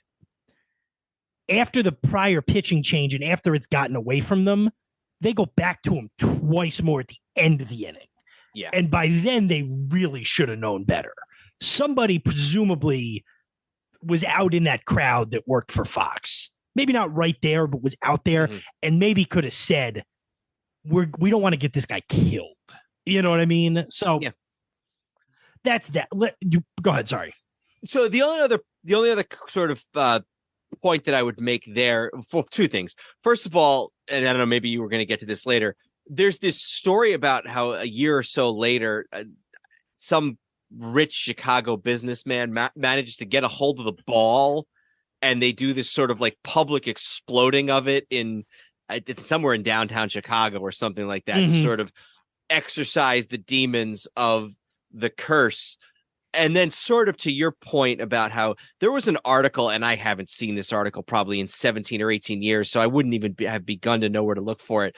But it was basically sort of tongue in cheek. And it was like, does anybody remember when in the whatever inning it was the eighth inning of game 6 of the 2003 NLCS, when Steve Bartman interfered with a ball in play, threw a wild pitch, let a double play ball go between his legs, gave up a hit to Mike Mordecai, like all this stuff about how basically, kind of like you said, there were a lot more screw ups than just that in that inning. And we got to touch on it quickly too. They blew a lead in the next game. Yeah, and that's to me where the most striking similarity between them and the 86 Red Sox is that was a game 6. They had a game the next day, and by the way, at home. And this game would almost be interesting to see the clips of, because I have a feeling it hangs in the air the whole game. I think you're probably right about that. Yeah. That they're going to blow that game somehow. So they do lose game 7. I got to pull it back up as I vamp a little bit here, because I did close it out. But yeah, so game 7 is the next day at Wrigley Field. Do you mind if I go through the play-by-play a little bit here? Go ahead. So in the first inning, Kerry Wood, who's starting for Cleveland, gives up a 3-run home run to a future Hall of Famer in Miguel Cabrera. Juan Pierre scores, and another Hall of Famer, Pudge Rodriguez, scores to make it 3-0. Bottom of the second, Cubs get a couple of runners on. Damian Miller, who's I believe the catcher, Damian Miller, he's the catcher for the Cubs, hits a ground out, fielder's choice to score a run. And I think he is the catcher. And then Kerry Wood hits a 2-run home run to score Gonzalez and himself to tie the game. In the next inning, Moises Alou hits a 2-run home run to score Sosa to make it 5-3. So going into the 5th inning, the Cubs are up 5-3. And just think, if they had held on to this lead, part of the story here would have been that the pitcher hit maybe the most important home run of the series to tie the game, when he had given up a 3-0 lead. Then they fall behind again. Marlins make it Marlins down 5-3 in the 5th. Wood gives up a few more runs, including on a double by Pudge Rodriguez, who's having just another out of this World Series. Then they're down 7-5. They do. It eventually becomes 9-5 when the other Alex Gonzalez hits a 2-run double, but they still battle back. They get a home run from Troy O'Leary, journeyman player who I remember most as a Red Sox. That ends up being it. They don't really threaten much in either the 8th or the 9th, and that's it. And the Marlins, lost in all this Cubs drama is the fact that this Cinderella Marlins team, they've beaten Bonds, they've beaten the Cubs, they've had these amazing comebacks, and they're going to the World Series. Yeah, and again, I was joking about it, they still have never lost a World Series or never lost a playoff series because they've won all 5 they've been in. Just to circle back to Bartman real quick, because the two names involved in this, it kind of underscores how people were kind of being jokey about this when this guy really, like, his life theoretically could have been in danger, and B, just the names involved are great. Because this is the Cubs and the Marlins in 2003. So the two governors are about to get involved. Illinois Governor Rod Blagojevich suggested that Bartman join the witness protection program, while then Florida Governor Jeb Bush offered Bartman asylum. Ironically, Rod Blagojevich would probably one day himself be a candidate for the witness protection program. Or requesting asylum in Florida. But even that kind of shows. Now, look, this is not a podcast about Rod Blagojevich, but even that kind of shows you just how irresponsible it was that even the mayor, or the governor, I should say, was kind of like, sort of suggesting that violence deserved to be done to this guy. Rod Blagojevich looks like a guy who brags that he knows John Lovitz. What was that? Letterman, right? Did all those Rod Blagojevich stuff. I think the best one is he said, Rod Blagojevich looks like your wife's ex-husband. That was a good one. So, all right. So we want to move on to this ALCS, Yankees and Red Sox. This is the first time, or the second time, I should say, they've ever met in the postseason. Obviously, they were not able to meet until the wild card era. This is the 78 would be considered a regular season 78 game, is a regular season game. Yeah. So both teams come in having, won, Red Sox more dramatically, but both teams come in having won the ALDS, obviously. To me, there's 2 games here that really bear some significant analysis. And that's game 3 and game 7, and to a certain degree, game 6, but not as much. First 2 games, it's kind of tit for tat. Yankees win a solid victory behind Andy Pettitte in game 1. Red Sox win. Basically, Red Sox won game 1. Red Sox win a solid game 1 behind the just very recently deceased Tim Wakefield, 5-2, and then the Yankees win 6-2 in game 2 behind a solid pitching performance from Andy Pettitte. I don't know if there's any real drama in either one of these games that's worth delving too much into. No, those first 2 games were at Yankee Stadium. I guess bears mentioning that those were that was those 2 games. I'm just trying to place my calendar for that. Yeah, okay. So those 2 games midweek, Wednesday, Thursday, Yankee Stadium, they split. Friday's the off day, which brings us to Saturday, October 11th, 2003, up at Fenway. I believe Mom and Dad may have been visiting you, or they were away for whatever reason. They were away. They weren't, because I had a friend in town, my friend Big Tom from high school, who I had actually gone to the 2000 ALCS game 6, the David Justice game with. And he was in town, and we had gone. Actually, I do have a story about this game. In addition to my friend being in town, a few of my other friends from college who had graduated were in town visiting. It was Columbus Day weekend, if I recall correctly. That's right. That's why. And a bunch of us went out to dinner in Chinatown in Boston on Friday night.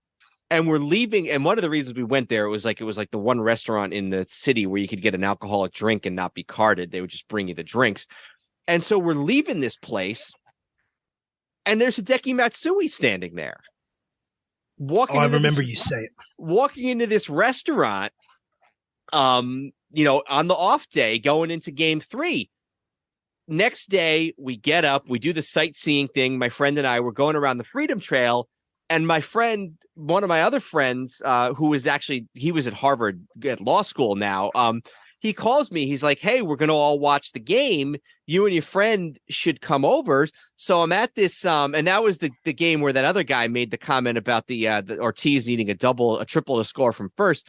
I'm watching this game with my friends from a couple of friends from college, a couple of his friends from law school, my friend Tom from home. So there's probably 9 or 10 of us watching this game, and it ends up being an epic game.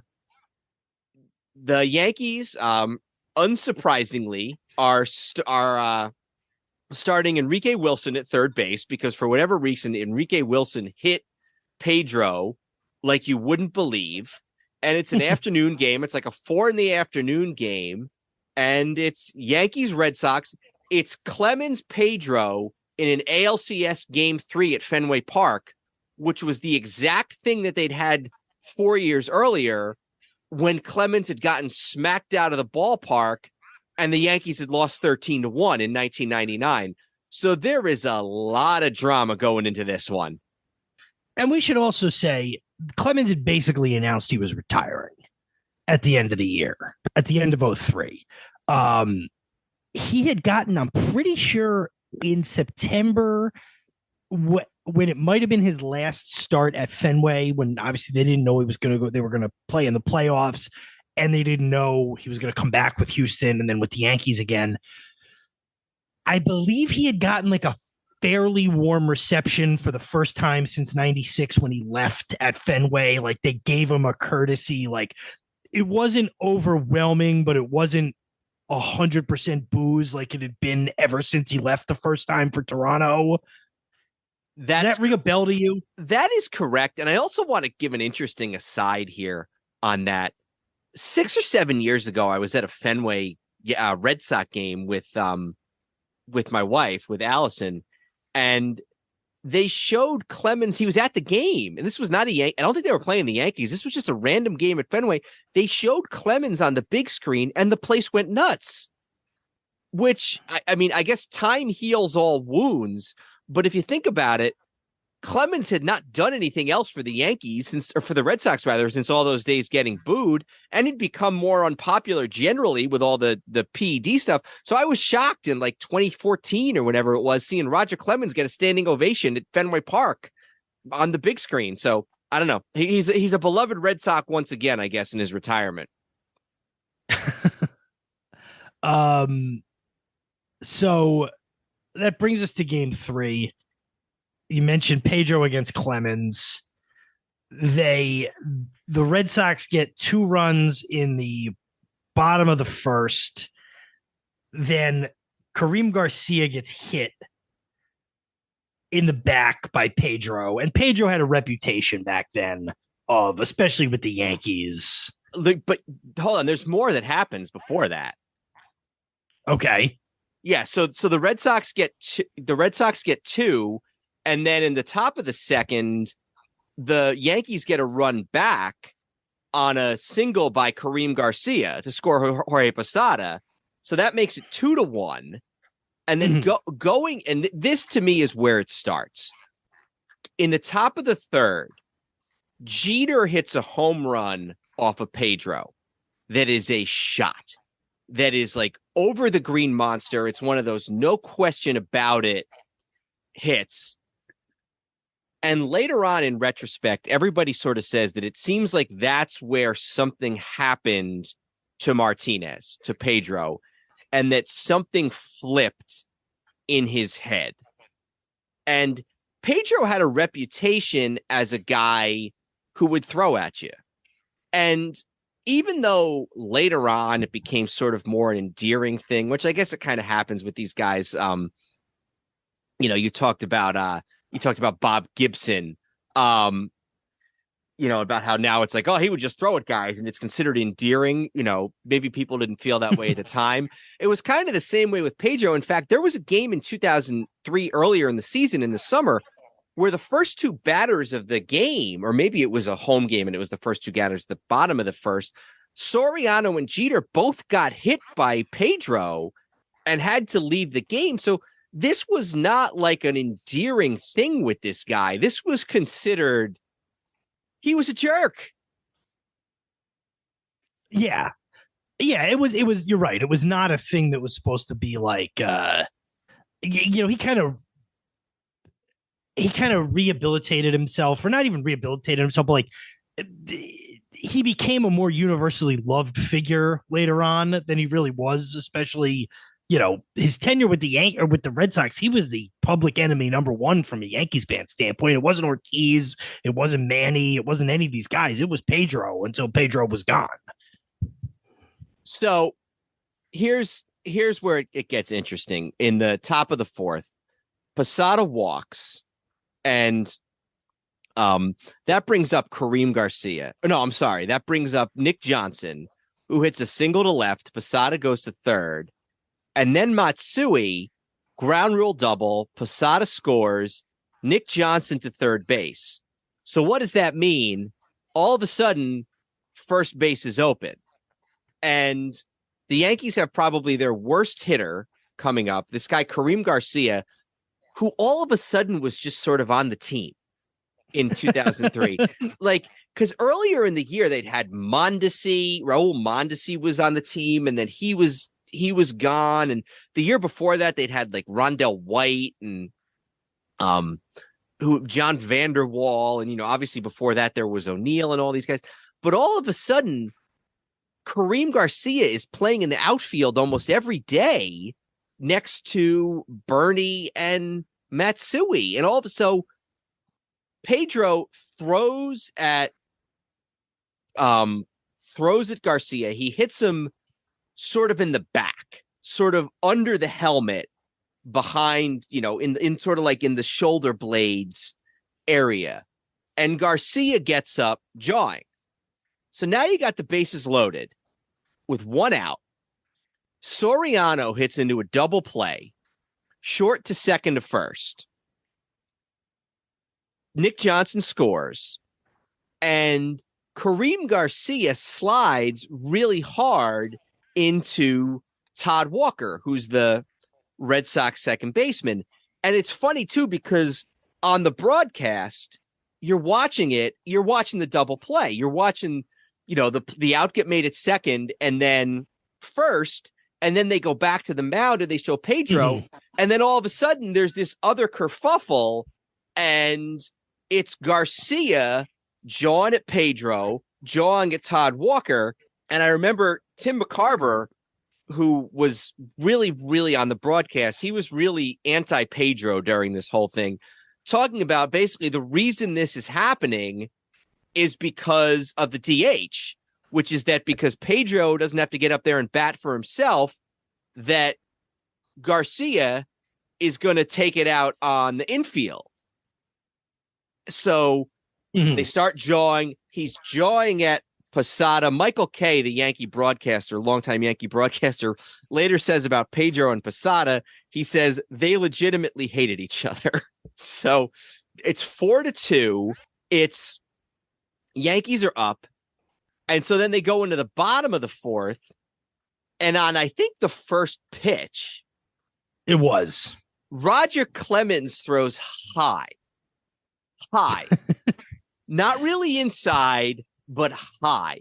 And Manny Ramirez, another hothead, basically throws his bat and comes out like he wants to fight Roger Clemens.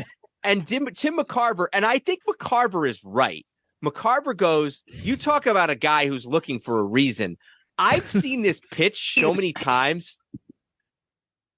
I don't think Roger Clemens was who's a jerk, who once and a headhunter, and who we know the Piazza stuff, once threw at his pregnant wife at their house because she'd gotten a hit off of him while they were just like throwing it. But I really don't think Roger Clemens is throwing at Manny Ramirez here. Well, and there's a precedent of that with New York pitchers. The Duke threw at his own kid in a father-son game one time. That's a major league reference. Yeah, the Yankees are a major league team. So the one thing I will say with this that's kind of cool, I roll my eyes a little when people go like, "Oh, back in the day, these teams used to hate each other," and it's like, it's a different time. It's even by 2003, it was a different time. The people I was saying we're talking about, the 60s and the 70s, or even the Lakers or the Celtics and the Sixers hated each other, and the Bulls and the Pistons and the Knicks. Like, I get you're not going to see that these days, and certainly in baseball, like, there's not anybody on the Red Sox really right now. I could probably come up with one or two, but like, who I hate. These teams did not like each other. They really did not like each other. Most of the guys did not like most of the other guys. There were obviously exceptions. Well, and in fact, I didn't read the end of the quote, but Michael Kay in that quote says basically you need that kind of hatred if you're going to have a good rivalry. So, yeah, it helps. I mean, yeah, you don't want it to you don't want it to be like Juan Marichal in the 60s hitting a guy with a bat. But a little bit of that healthy dislike can be a good thing. It's, sports is supposed to be fun drama. And if they legitimately don't like each other and want to beat each other on the field, then that's okay, I think. So Ramirez starts coming out. Out comes Don Zimmer, who at the time is 72 years old. Pedro would also, when was it that Pedro pointed at his head at one point too? So that's when he was in the dugout. That was the previous inning when the thing happened with Garcia. He's looking at Posada and he's pointing at his head. And McCarver says that that's insightful. INCITE. He says, that's just insightful. That's not saying use your head. That's saying I'll hit you in the head. I don't know. And he's right. You think he's right? Of course, that's what he's saying. And Tim McCarver hates the Yankees. Tim McCarver was a notorious Yankee hater. So, like, this is where I get, like, the people who find it in them to, in the course of this argument, say, Pedro Martinez pointing at his head was not indicating he was going to throw at somebody's head. And then that he was in some way justified for throwing a 72-year-old man to the ground who wasn't swinging a wrench at him. I mean, I don't care how fast he was walking. Like, the people who defend Pedro Martinez in this situation, like, well, what did Zimmer think was going to happen? Yeah, he probably shouldn't have gone out there, but, like, the fact that did he need to throw him on the ground? Like, I don't think it's the worst thing that's ever happened in the history of the sport, but, like, don't defend that. The worst thing that ever happened in the history of the sport happened in this series next year. Yeah. Yeah, no, I mean, I guess I'm not as militantly anti-Pedro on this as you are, but yeah, I mean, he definitely does. And so, plus he's the guy who got the whole thing started. Like I said, I still remember watching that game and thinking something changed in him after the Jeter home run. I forgot about it. Sorry, I was reading ahead in this article from Boston, from it's 98.5, a Boston radio station, but they have like a retrospective on this game, and there was something happened later in this game that I forgot about. Yeah, no, we'll get to that in a second. So that all happens. I remember the umpires warned both benches, and that pisses Torrey and Clemens off because they haven't done anything, and now all of a sudden their bench is getting warned. I also just realized this yesterday. I just found this out yesterday doing my research. As soon as that thing happened with Zimmer, they immediately cut off beer sales at Fenway Park for the rest of the game. Really? Yeah. They said no more beer sales. So Zimmer goes down. Pedro, incidentally, I guess in his memoir, his autobiography, said that was the one regret he had from his whole career is what happened with Zimmer that day. So he did feel bad about it. And then it's just this sort of weird, tense game for the rest of the game. Yankees lead 4-2. It makes it to 4-3 when Trot Nixon scores Ortiz on a double play in the bottom of the 7th. But it never, other than that, it doesn't really feel too much like the Yankees or the Red Sox are threatening, even though it's a close game. After the Zimmer thing, all the air sort of goes out of the whole ballpark. Do you remember calling me screaming that Pedro Martinez should be fined and suspended? Yeah, and I was trying to place. I was doing this because it was a Saturday afternoon and I was home. And I was trying to figure out what game we had that week, why I was home alone on a Saturday afternoon that time of year. I had played a game the night before. Okay. A Friday night game. Like in our area, every game's not on Friday nights, especially back then. Not every stadium or not every high school had lights. Some teams played on Saturdays, whatever. So we had played on the road on Friday night. So I was home. I had the whole weekend off for probably the first time all year. I didn't have anything to do that whole weekend. And Mom and Dad must have been somewhere because I was home alone. And yes, I remember calling you from our landline house phone and using the F word a lot and screaming about Pedro Martinez. So yes, if you're asking, I do remember calling and saying all of those things. Yes. And then there's one more little piece of drama. Do you want to just touch on that real quick before we move on? Yeah. So Jeff Nelson manages the Yankees reliever. Jeff Nelson gets into a fight with a Red Sox grounds crew member because the Red Sox ground crew member he was near the Yankees bullpen area, and he cheered a double play that the Red Sox had turned, and Nelson was upset, and they got into it and said the play was taken to the hospital with cleat marks on his back and arm, while Kareem Garcia left with a cut hand because Kareem Garcia got involved in it. Again, if I'm going to be fair, if I'm saying Pedro Martinez shouldn't have thrown Don Zimmer to the ground, they shouldn't have put their hands on a groundskeeper. They could have told him to shut up. And we don't know what the rules are about. There's very strict rules about who's allowed to cheer and what you're allowed to do. For example, most teams, the bat boy is an employee of the home team. You don't have the bat boy who's sitting in the visiting dugout cheer for the home team while he's in the visit. There's rules about these things. So if he was like the grounds crew person in charge of the Red Sox of the Yankees bullpen, no, he shouldn't be cheering, but you also shouldn't. That's not a license to smack him around. I have to say too, Kareem Garcia was a really hard guy to root for on the Yankees. Well, yeah, I mean, he was a jerk and he wasn't very good. So. He was just a volatile jerk, and he was only on the team for that half a season, but I was not I was better than that. Yeah. So Yankees win game 3. And this is really where the rivalry becomes white hot.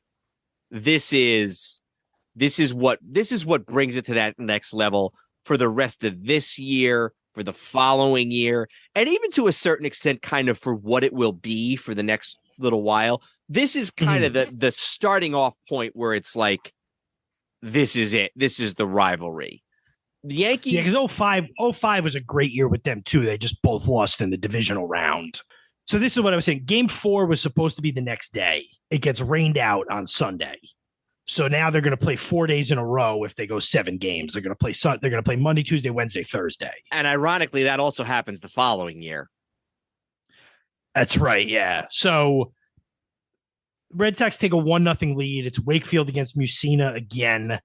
The Yankees tie the game. The Yankees get a run in the 5th to tie it. Then the Red Sox score again in the bottom of the 5th to regain the 2-1 lead. They go up 3-1. They go up 3-1 in the bottom of the 7th. Yankees get a run in the top of the 9th on a Ruben Sierra home run to make it 3-2. And then the next 2 guys, David DeLucci, who I haven't thought about in a long time, and Alfonso Soriano both strike out, and the Red Sox tie the series. Yeah. And then the Yankees get it back the following night, game 5, also at Fenway. I feel like, this is by the way, this is the same day as the Bartman game. So yeah. So the Bartman game must have been earlier in the day, right? No, that was a night game. This must have been during the day. This says game 5 was 8:18. maybe they were at the same time. I don't know. That Cubs game's at night. I know it's dark. I just don't know maybe if it started at 5 o'clock or something like that. Let me take a look. That game was also the 14th. That game started at 7:18 local time. So yeah, they started at the exact same time. Wow. Yeah. Maybe that's why I don't remember that game. Which is funny because I do. So maybe the Yankee game ended quickly, which doesn't sound like a 2003 Yankees Red Sox game, but I remember watching a lot of that Cub Marlin game at the end, but I don't know. No, same. Basically, both were 3 hours. The only other possibility that I'll throw out there is that maybe Baseball Reference is wrong. That's the only other thing I would maybe we could consider. Yankees win. So go ahead. I'm sorry. I was gonna say Yankees get 3 runs in the second. Kareem Garcia, your pal, with a 2-run single. Soriano with a single, so they take a 3-0 lead early. Red Sox get a run back in the fourth. Each team scores a run in the eighth, so the Yankees win 4-2. Wells gets the win. Derek Lowe gets the loss, and the Yankees move to within 1 game of the pennant. They take 2 or 3 up in Boston. And Wells is pitching great. Pin that for about 20 minutes from now. David Wells has been pitching really, really well. So we go to game 6. This one I remember was a late afternoon game because game 7 of the Marlins Cubs game was that night. And I remember this game may have started at like 3 or 4 or something like this. 4:18, because we had practice and the practice ends at 6 and our coach, and I was the captain of the team, by the way. So he really didn't want to hear this from me. The coach was like giving a speech at the end of practice while we're sitting there. And I'm doing this with my hand, like moving along. And he knew exactly why I was saying that. And he just looked at me and goes, shut up. Cause he could tell I was down. I'm like, all right, let's go. So he was not happy with me for that. But, so the Boston it's a weird game because the Yankees get a run in the first. Boston gets 4 in the third.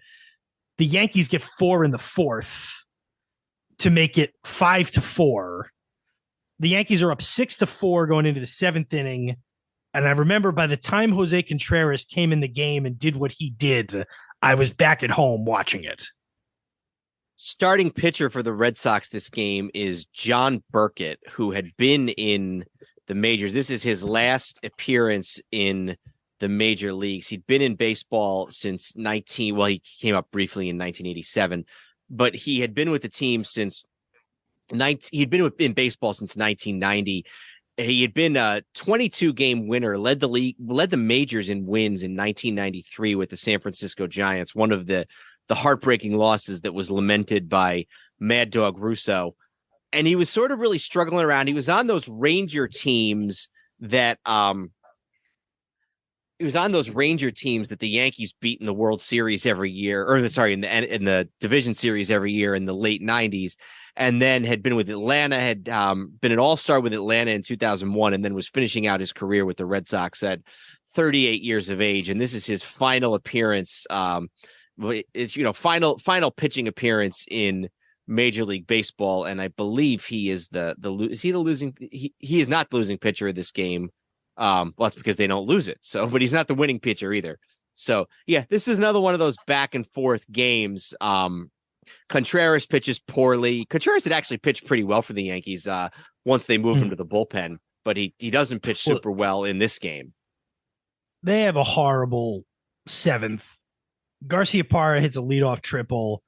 He scores when Matsui makes a bad throw to third. So I guess it's like an inside the park home run, basically. Ramirez doubles. Contreras throws a wild pitch. Then Ortiz singles, ties the game. Then there's a single to Bill Miller. Contreras is relieved by Felix Heredia. He strikes out Trot Nixon, but also throws a wild pitch to put runners on second and third. They load the bases by walking Varitek. Then Heredia walks in Johnny Damon to make it 7-6. And then Red Sox get a couple of insurance runs, but that was the horrible 7th inning the Yankees had, which put them behind. So a couple of wild pitches, an error. Two takeaways you want to have from this game. First of all, the Red Sox blew a 4-0 lead and still won the game. So if you're a Red Sox fan, maybe you're starting to think, hey, maybe things are different now. Maybe we're not cursed. And then from a Yankee point of view, the bullpen is not good. And that's going to really factor into what we see in Game 7. Contreras hasn't been great. Jeff Nelson has been terrible. His ERA is over 7 at this point. He's too busy fighting guys in the bullpen, maybe. Some of the other guys have been better.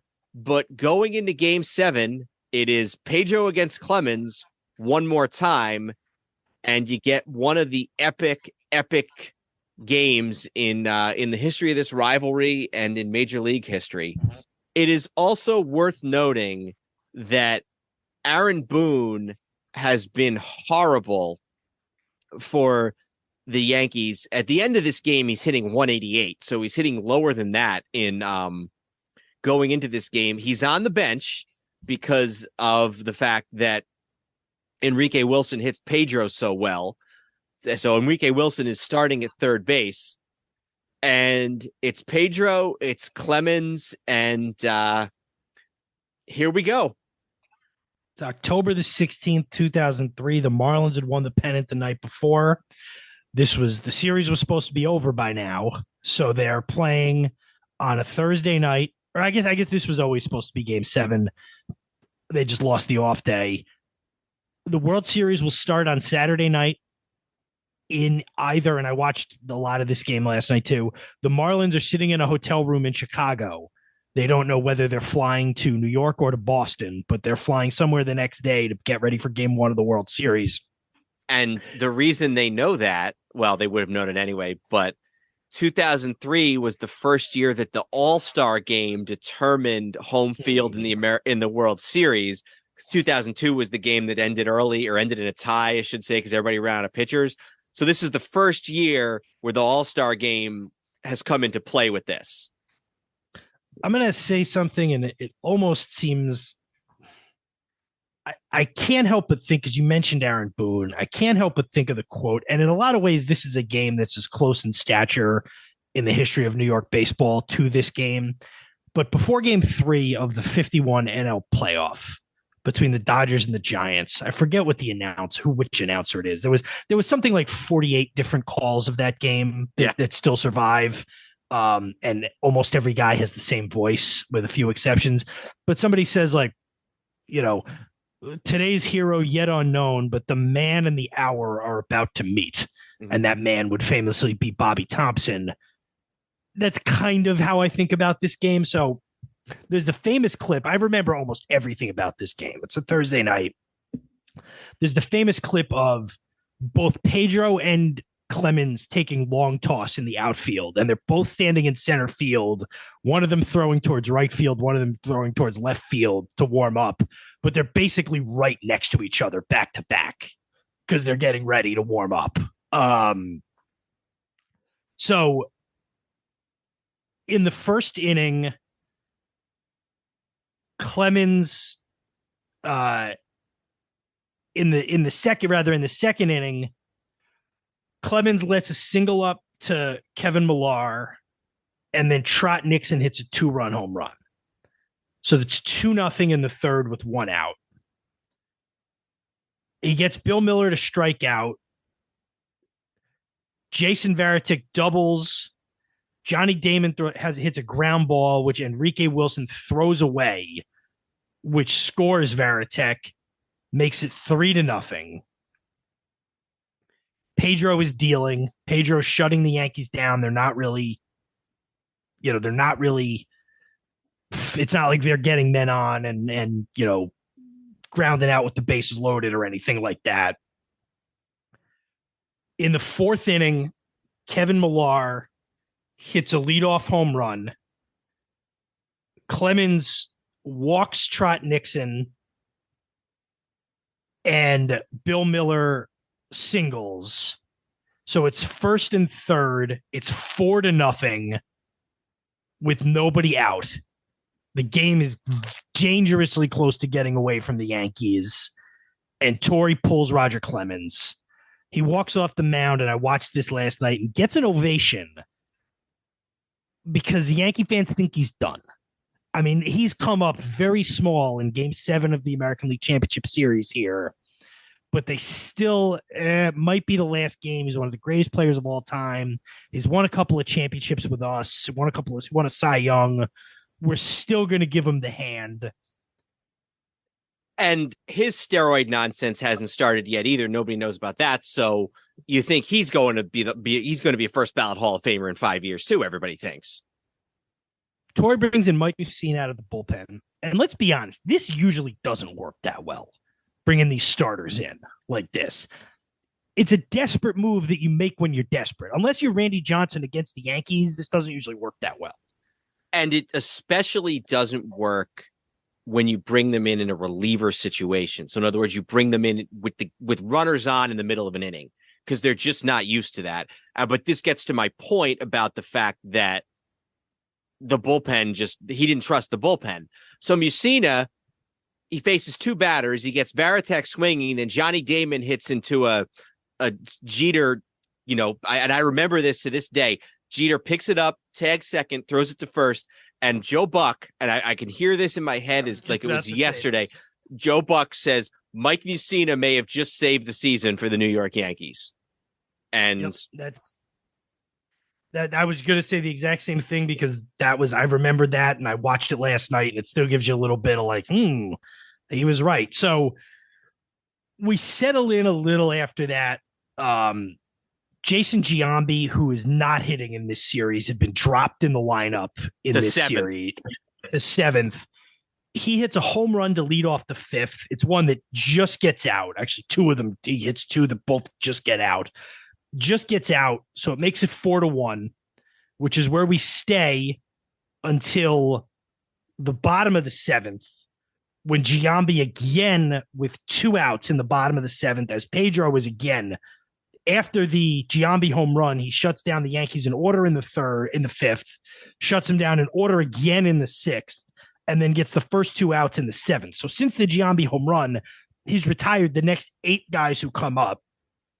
Giambi comes up in the seventh, hits a wall scraper home run, makes it 4-2. Wilson and Garcia follow it up with singles. So there's starting to be some cracks in the facade a little bit. He's been dominant. Before this, he let up one, just got out home run. Now it's home run, single. Soriano comes up as technically the go-ahead run. The tying run is on base. Soriano, who's also having a terrible series, strikes out. The guy I'm watching the game with remarks that he couldn't hit the ball with a surfboard. That being our father. Yes. Our father and somebody who's guested on the Hello Old Sports podcast a few times. Yeah, Soriano is terrible in this game. I think he strikes out 4 times. I think he strikes out 4 of his 5 plate appearances, and I'm pretty sure it's his first 4 at bats. So in the seventh, the Yankees had gone to Felix Heredia after Mussina gave them. He got out of the fourth, and then he pitched great. He pitched, shut the Red Sox down in the fifth and the sixth. So he's done. They go to Heredia in the seventh. He works a 1-2-3 inning. So now they're going to go back to the starters again. So comes. They had brought Nelson.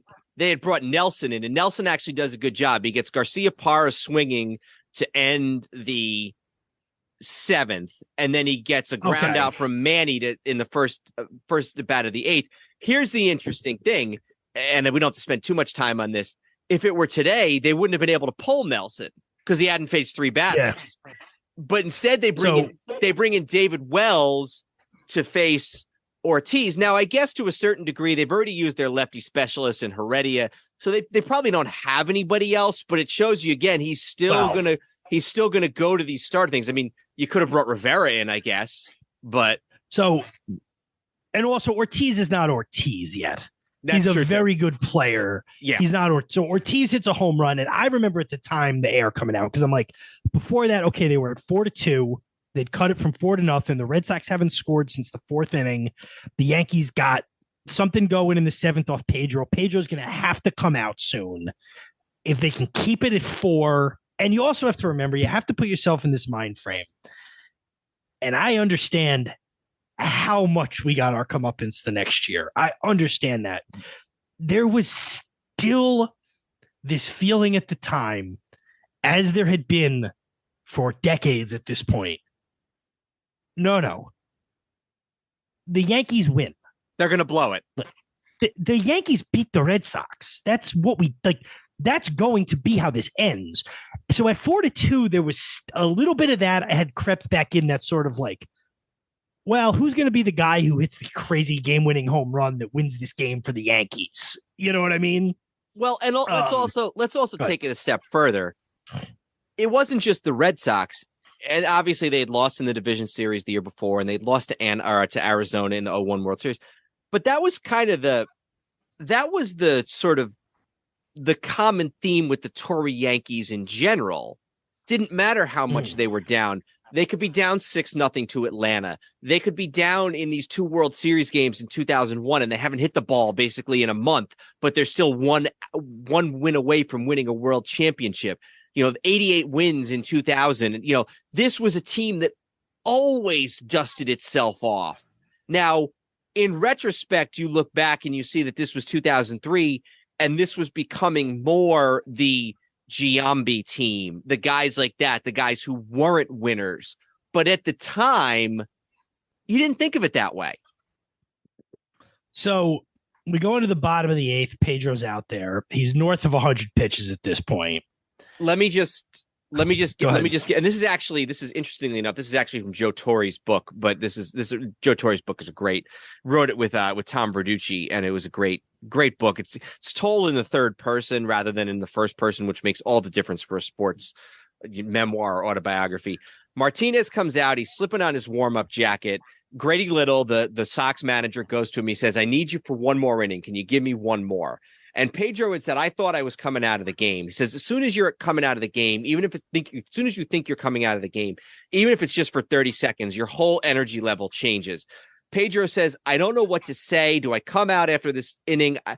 I don't want everybody to say I wanted to come out." Pedro says, "I'll try."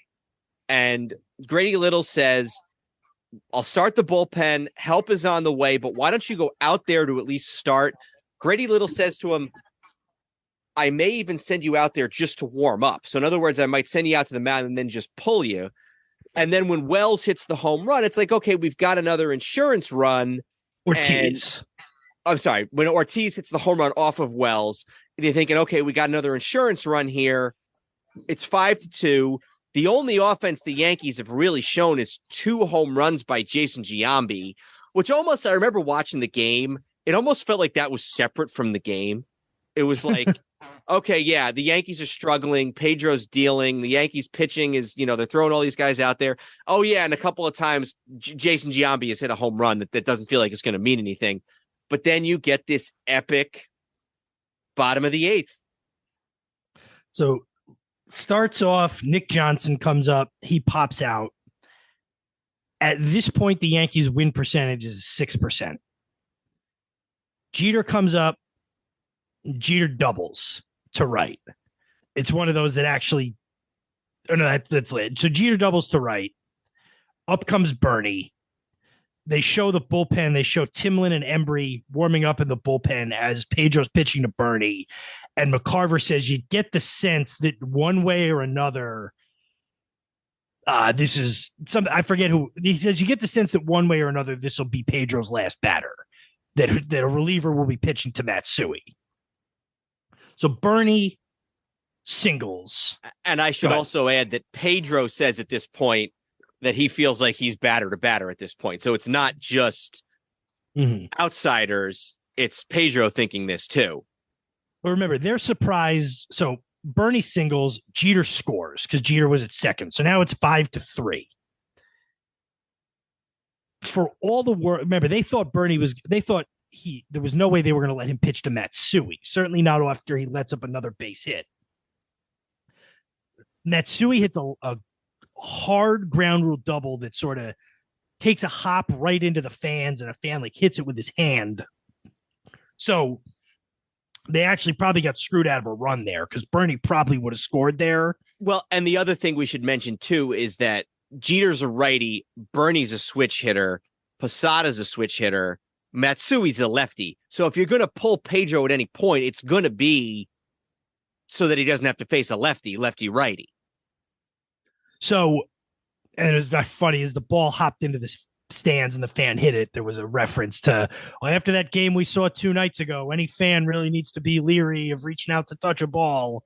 So Little goes out to the mound, does not pull Pedro. And this, I swear to you, is not hindsight. This wasn't me as a 17-year-old being a smart kid. I was amazed that he didn't pull him. You know, once you've seen enough baseball games, you know what to expect. And the fact that Pedro continued to pitch after what had happened so far in the 8th, and instead what happens is Posada comes up, and think back to the Posada-Pedro stuff from Game 3, and they weren't exactly best friends before that. Posada hits a double, Bernie scores, Matsui scores. It's now a tie game at 5. And the Yankees have the go-ahead run at second base with just 1 out. And they got Giambi coming up, who's already hit 2 home runs. Now, he hit him off Pedro. He didn't hit him off the lefty specialist, too. But the guy's got, up until 5 minutes ago, he's been the Yankees' whole offense. So we'll do this kind of, well, we won't do quick. Is probably a interesting word to use. But so Giambi comes in against Embry. He flies out. So there's 2 outs. In comes Ruben Sierra to pinch hit for Enrique Wilson. They intentionally walk Ruben Sierra. Since Ruben Sierra is 171 years old, they bring in Aaron Boone to pinch run for Ruben Sierra. Kareem Garcia comes up. He walks. So the bases are now loaded. And look who comes up with the bases loaded and 2 outs in the inning.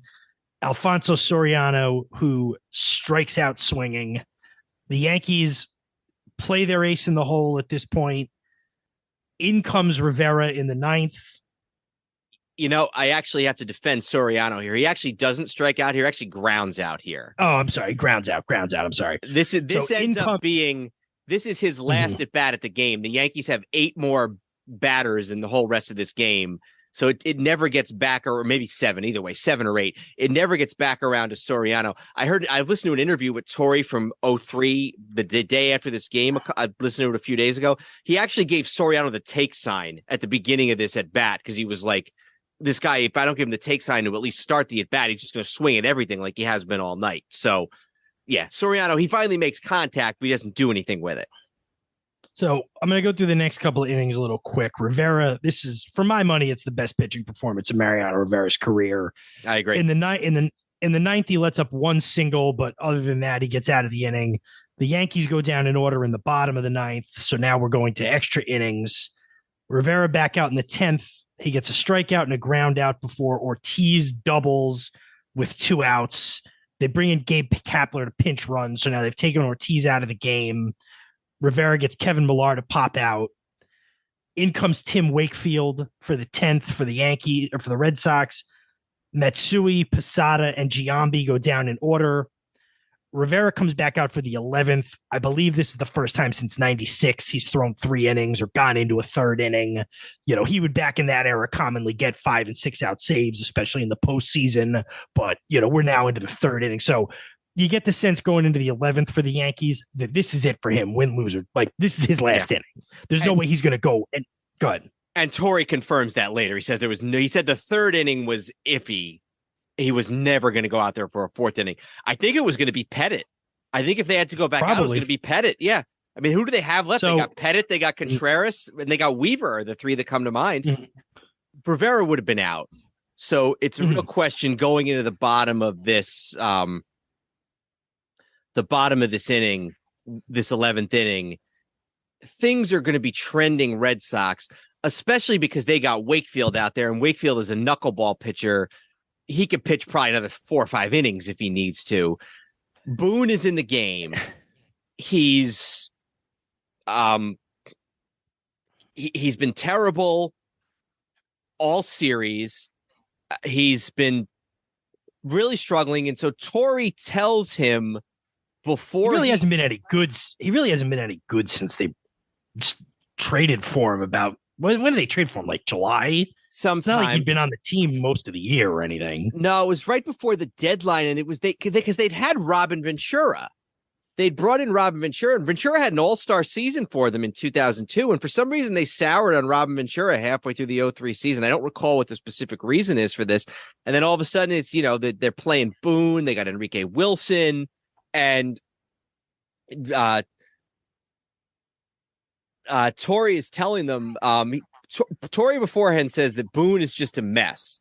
He couldn't keep his feet on the ground. He was too excited. He kept swinging at fastballs all the time.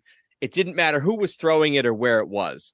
Fortunately, against Wakefield, he doesn't really have to worry about fastballs. Before he goes up to bat, Torrey says to him, when you go up there, try and hit a single up the middle or to right field, but that doesn't mean you won't hit a home run to left. And that is what happens. Wakefield on his first pitch, Boone swings, he connects with it, and it's a home run. And there's that well-known picture of Boone with his arms in the air, spread out, and it goes over, and it's another epic win for the Torrey Yankees, and it's another epic postseason loss for the Red Sox. And it's an epic postseason loss, not just for the team, but against the Yankees. It's funny. We forgot to mention, or we just haven't mentioned, calling this game along with Buck and McCarver is Brett Boone. That's right. That's and right. They go to the booth in the 11th and show them, they do like a right before the bottom of the 11th, kind of show them talking about the game and talking about how it's enjoyable but nerve-wracking and everything. And then like they cut back just in time to see Aaron Boone hit the home run. And, they smartly lay out on the call. We should also mention, by the time Boone even gets to second base, Mariano Rivera has run out onto the field and is collapsed on the mound. Like, you forget for a second he wasn't on the mound because it's like he's collapsed on the mound. But in order to do that, he would have had to have run out to the mound because he wasn't pitching. They show Wakefield walk off the mound. And like you mentioned, a little weird doing this now because Tim Wakefield's just passed away like within the last few weeks. They cut to the shot in the dugout of the Red Sox, and I'm not going to lie, that's even now, 20 years later, and even knowing what happened the next year, when I watched this last night and they showed that shot, I felt incredibly satisfied that of some of the faces on there. But the Yankees win this game. It's I don't like this phrase, and I think it's never really applied and all that, but it's the final act of the curse of the Bambino. Really? Yeah. No, I mean, it is a very different situation a year later. And in a lot of ways, this moment, I don't know. We were going so long tonight. I just want to make sort of 3 quick points about this moment. Number one, the fact that they don't win the World Series. Number two, what happens the following year, which is much more meaningful for the Red Sox than this one is for the Yankees. And then number three, and this maybe isn't entirely fair, but the managerial tenure of Aaron Boone has not been all sunshine and light. He's had some good years, but I think all of those reasons you don't necessarily... And also the fact that it was a very different team the following year, especially in the pitching staff. Clemens, Wells, Pettit are all gone. The following year, it's Kevin Brown and Gary Sheffield and A-Rod. It's a different team the following year. So I think for a lot of reasons, you don't necessarily look at this team the same way, or this moment the same way, I guess you'd say. Yeah, it's hard to justify this. It's hard to. This moment was huge, and it became a, Babe, Bucky, Buckner, Boone thing, although that's always been a little... Bill Buckner, that didn't happen. It was the Mets. It wasn't the Yankees, but it is, still a thing, and the Aaron effing Boone along with Bucky effing Dent. For my money, and I understand that I come from a biased place, this is the much better series than the next year. The next year is a bigger moment. This is a much better series. By the time Game 5 is in extra innings, it is apparent to everyone, or it should have been, and I can tell you it was to me, the Red Sox are going to win that series. The last two games are almost anticlimactic that the Red Sox are going to win that series. Game 7 certainly is. And like you said, we've gone comically long again tonight, so we should probably move on a little bit. But this series had everything you could ask for, back and forth, the favorite and the underdog, the stuff in Game 3 that then resurfaces in Game 7, the drama of Game 7 where the Yankees are down, they come back, then it goes to extra innings and it's a stalemate, and finally the walk-off home run from the, on this scale, unknown player. You know what I mean? Yeah. But like you said, those three factors kind of diminish it in historical significance. And again, I'm loath to admit this, but from the other side, this just sort of, every moment after this was a countdown to basically this was the first chapter of the book on the 2004 Red Sox. Oh, I mean, I think in a lot of ways, if you're a Red Sox fan, this makes it better. The fact that this happened. If they had lost in 4 games, or if, let's say the Yankee, let's say they'd lost to Oakland, let's say that, I don't know if anybody remembers, but we several hours ago, we were talking about a different series. If Miguel Tejada remembers to run and Oakland wins that LDS, and the Red Sox, and then everything else happens again the following year with the 4-3-0 and everything, it's still one of the greatest moments in sports. But the fact that they had lost in such epic fashion the year before only makes it sweeter for this one. So let me just put a bow real quick on Yankee Red Sox. Joe Torre says that he thinks the Red Sox were the better team in 2003. So take that for what it's worth. That's diplomatic of him to say. I think they were about even. I think they were about even. So, and if you watch the Game 7 last night, like I did, they put up a graphic, I think sometime in extra innings, and it's like 44 hours until Game 1 of the World Series. And so this game ends well after, it ends after midnight. The Yankees celebrate into the wee hours. And that was Thursday night into Friday. And I'll never remember the newspaper. I'll never forget the newspaper on Saturday morning was pictures of the Yankees players showing up at Yankee Stadium on Friday for their pre-World Series workout, probably 3 or 4 in the afternoon. And every single one of them probably had not slept yet. So the Yankees basically have to rush into Game 1. You remember what happened with their pitching. That was the one thing I thought the next day after sort of the ecstasy of this wore off. I was like, are they going to have to pitch Jeff Weaver? Now, it turns out they threw David Wells, who had pitched in relief, right? And again, I talked about listening to an interview with Torre.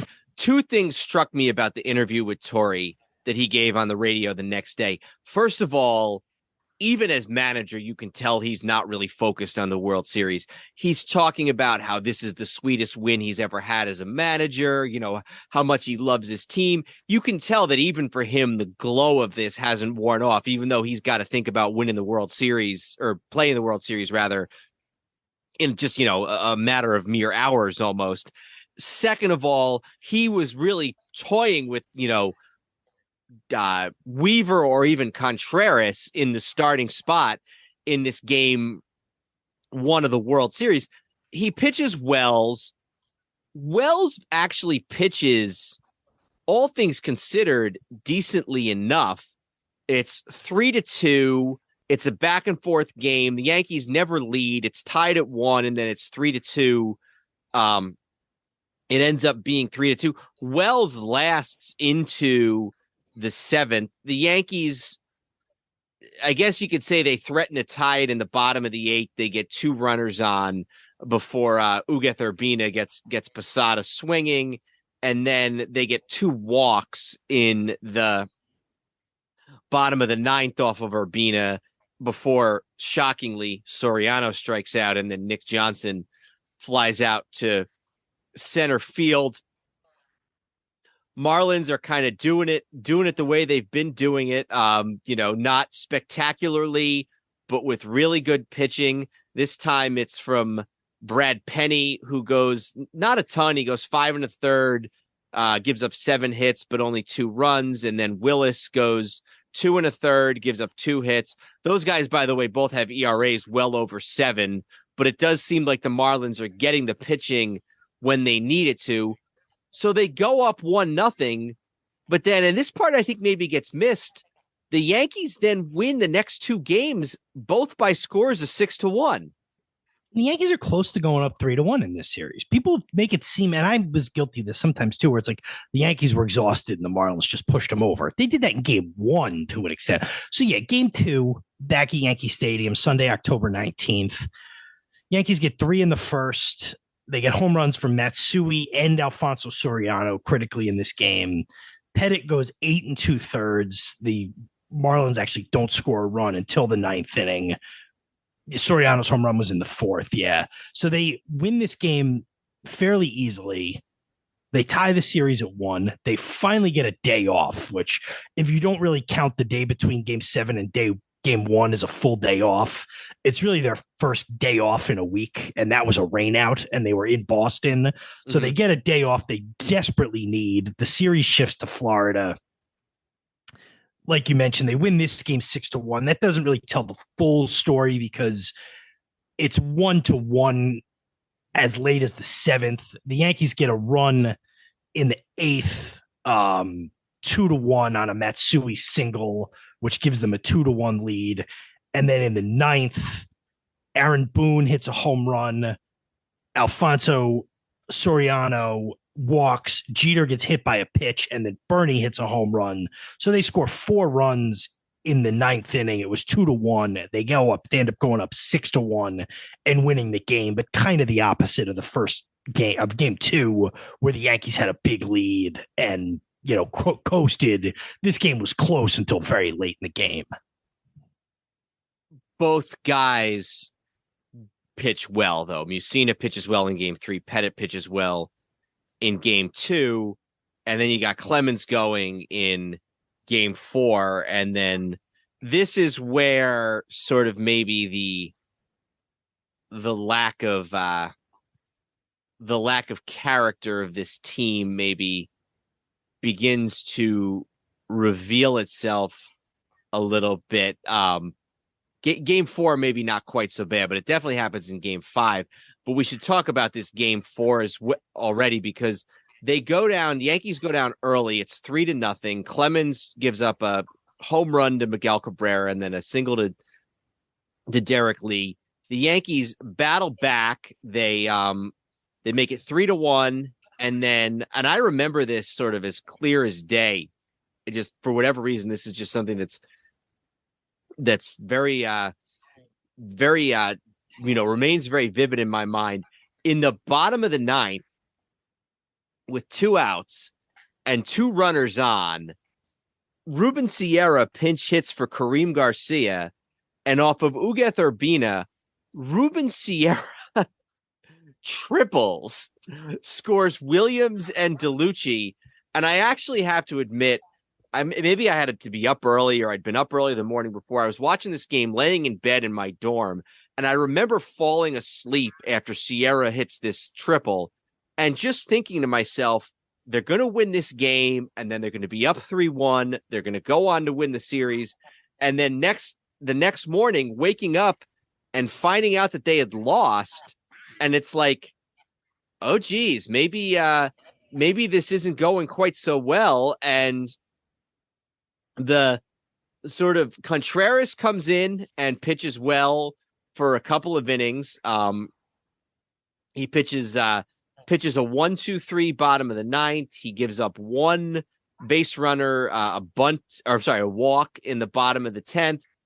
And then they pinch hit for Contreras in the bottom of the 11th. Yankees get a double and a walk and then a sacrifice bunt by DeLucci in the top of the 11th. So they got 2nd and 3rd. And then Boone comes up after an intentional walk. And then this is the problem here. The last 4 batters for the Yankees in the top of the 11th are DeLucci, Rivera, Boone, and John Flaherty. So they got a weak underside of that Yankee lineup. They need a pitcher. They got to go with Jeff Weaver. And Weaver, he pitches a great 11th. Yankees don't do anything in the top of the 12th. And then he gives up a solo home run in the bottom of the 12th to the Marlins version of Juan Gonzalez. And it's 2-2. Staying in Florida for one more game. It's 2-2 Marlins Yankees. And, we've been going for a long time here, and I know we want to wrap up. There's just a couple things I want to say about games 5 and 6, but I'll turn it back over to you for a second. One thing I always remember about Jeff Weaver is when things went bad, he used to always bite his glove. And I remember him walking off the field, and I was like, if I see him bite his glove, I'm going to kill him. And I think he just walked off. So, that was really it. I mean, the Yankees, if they'd gone up 3-1, they probably would have won the series. They were a lot closer to winning this series than people think.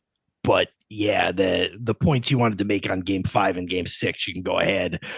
All I really remember about game 6 is just how it felt like every at bat was just a weak ground out to either the second baseman, the pitcher, or the shortstop. But go ahead. So Penny is pitching for the Marlins in game 5. Before the game, Jason Giambi calls Torrey over and essentially says, I can't go. He can't DH because it's in an NL park. And he's worried about his ability on the turf in Miami, the ability to field bunts and slow ground balls. So he basically tells Torrey, I can't go. So Torrey pulls him from the lineup. Torrey says it was his decision, even though it wasn't, and puts Nick Johnson in. Nick Johnson actually has 2 hits in the game, but Giambi only gets in the game as a pinch hitter. Hits a home run, Giambi does, in the top of the 9th to cut the lead to 6-3. Yankees actually do threaten in the 9th, but they end up losing this game by a score of 6-4. The other thing that happens in this game is that after 1 inning, David Wells, who had just joked apparently a couple days before in an interview about how little attention he paid to conditioning, has to come out of the game after a 1-2-3 inning. He has to come out of the game with a bad back. And Wells had told Stottlemyre that he might not be able to pitch. Mel Stottlemyre, the Yankees pitching coach, pitches a 1-2-3 first inning, and then tells Mel Stottlemyre that he can't go. And so they got to pull him. They got to bring in Contreras, who gives up 4 earned runs in 3 innings. And then they bring in here's a guy who you haven't even talked about, is Chris Hammond, who gives up another 2 runs. I don't know that Hammond had even pitched before for the Yankees in the whole postseason. They end up losing that game 6-4. They go back to New York 2 nights later on a Saturday night. Josh Beckett, who would go on to be the MVP of this World Series and also later win a couple more World Series with the aforementioned Red Sox, he blanks the Yankees in this game. It's a 2-0 game. Starter for the Yankees in this game is Pettit, who pitches decently enough, but gets out pitched. Yankees manage only 5 hits off of Josh Beckett. Only 2 of them are extra bases. That's a double for Bernie and a double for Jorge Posada. Beckett goes the complete 9 innings to win the game, win the World Series for the Marlins. It's really sort of a triumph for Bud Selig, who had been trying to institute revenue sharing for years. They're finally getting the beginning stages of revenue sharing in Major League Baseball. Selig, before the World Series, had said that the Marlins' presence here is a triumph of the revenue sharing regime that we've put in. Obviously, he feels even better about that now that they've won the World Series. And even though when you think about this World Series, you think about the Yankees, you think about the Cubs, you think about the Red Sox, you probably think about, maybe you think about Bonds, maybe you think about Mad Dog Russo and his epic rant. You probably, Pudge Rodriguez maybe is the one guy you think about from the Marlins, but this epic World Series with these moments, Bartman, Boone, all of these things. It ends with the Florida Marlins winning the World Series. Yeah, and they won their second World Series in 6 years. You're right. It's you almost even forget they're the other team in the Bartman game, let alone that they won the World Series that year. Yeah. That almost seems like there wasn't another team in that game because it's a play entirely about the Cubs. I don't mean a play like a play. I mean like a theatrical play.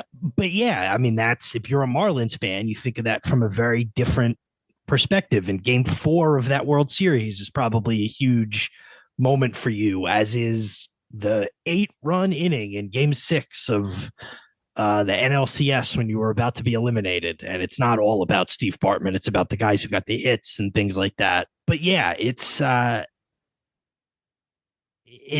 very epic postseason. That the two league championship series are going to be a part of sort of baseball fabric almost on their own. You forget that they kind of like interplayed with each other.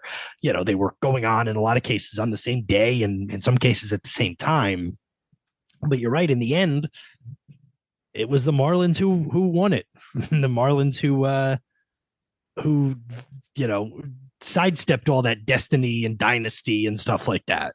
Yeah, and how often do teams that replace their manager mid-season win a World Series? It happens. Happened to the Yankees in '78. It does happen. And then up until last year with Dusty Baker, McKeon was the oldest manager ever to win a World Series. So that's impressive too. Incidentally, just for late in the night here, just a random internet rant. I just wanted to verify the McKeon Baker thing. So I Googled oldest managers to win a World Series. And instead I get the managers that are the oldest now that won the World Series. Not so like Joe Torre is number 2 because he's now 82 years of old. So that is a useless website. You screwed up your own gimmick there, by the way. What? Which is the first time I've ever acknowledged that I notice this every time. I think you don't know that I notice this. What? That you only ever say years of age as a Chris Russo thing and never say years old.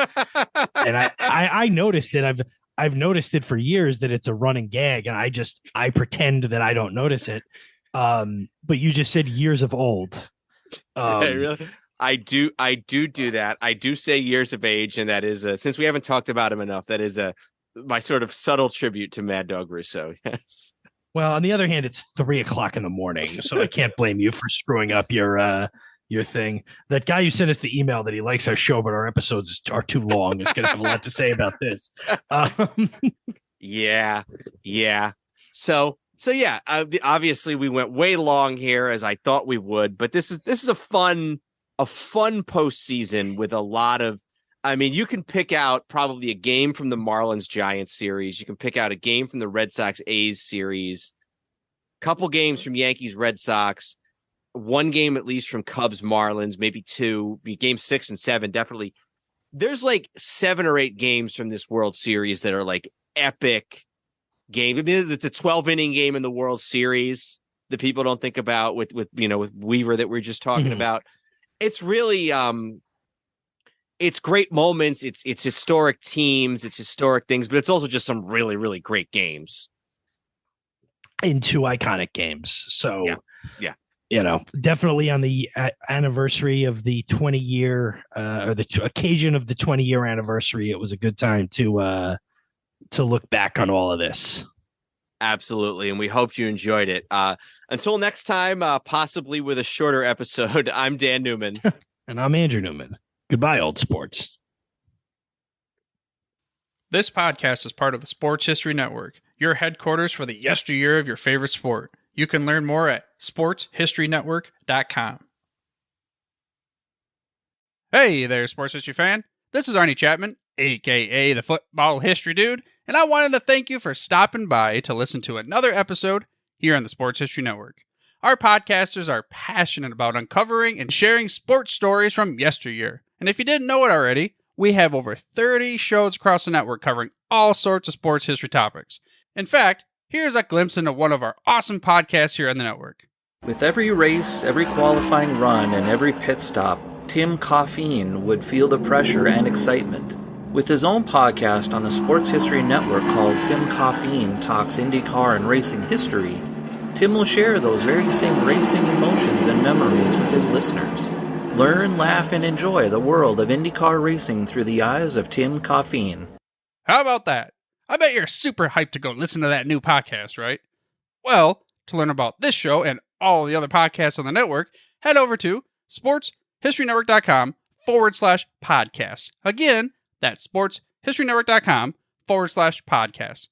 Head over there today to find your next favorite sports history podcast.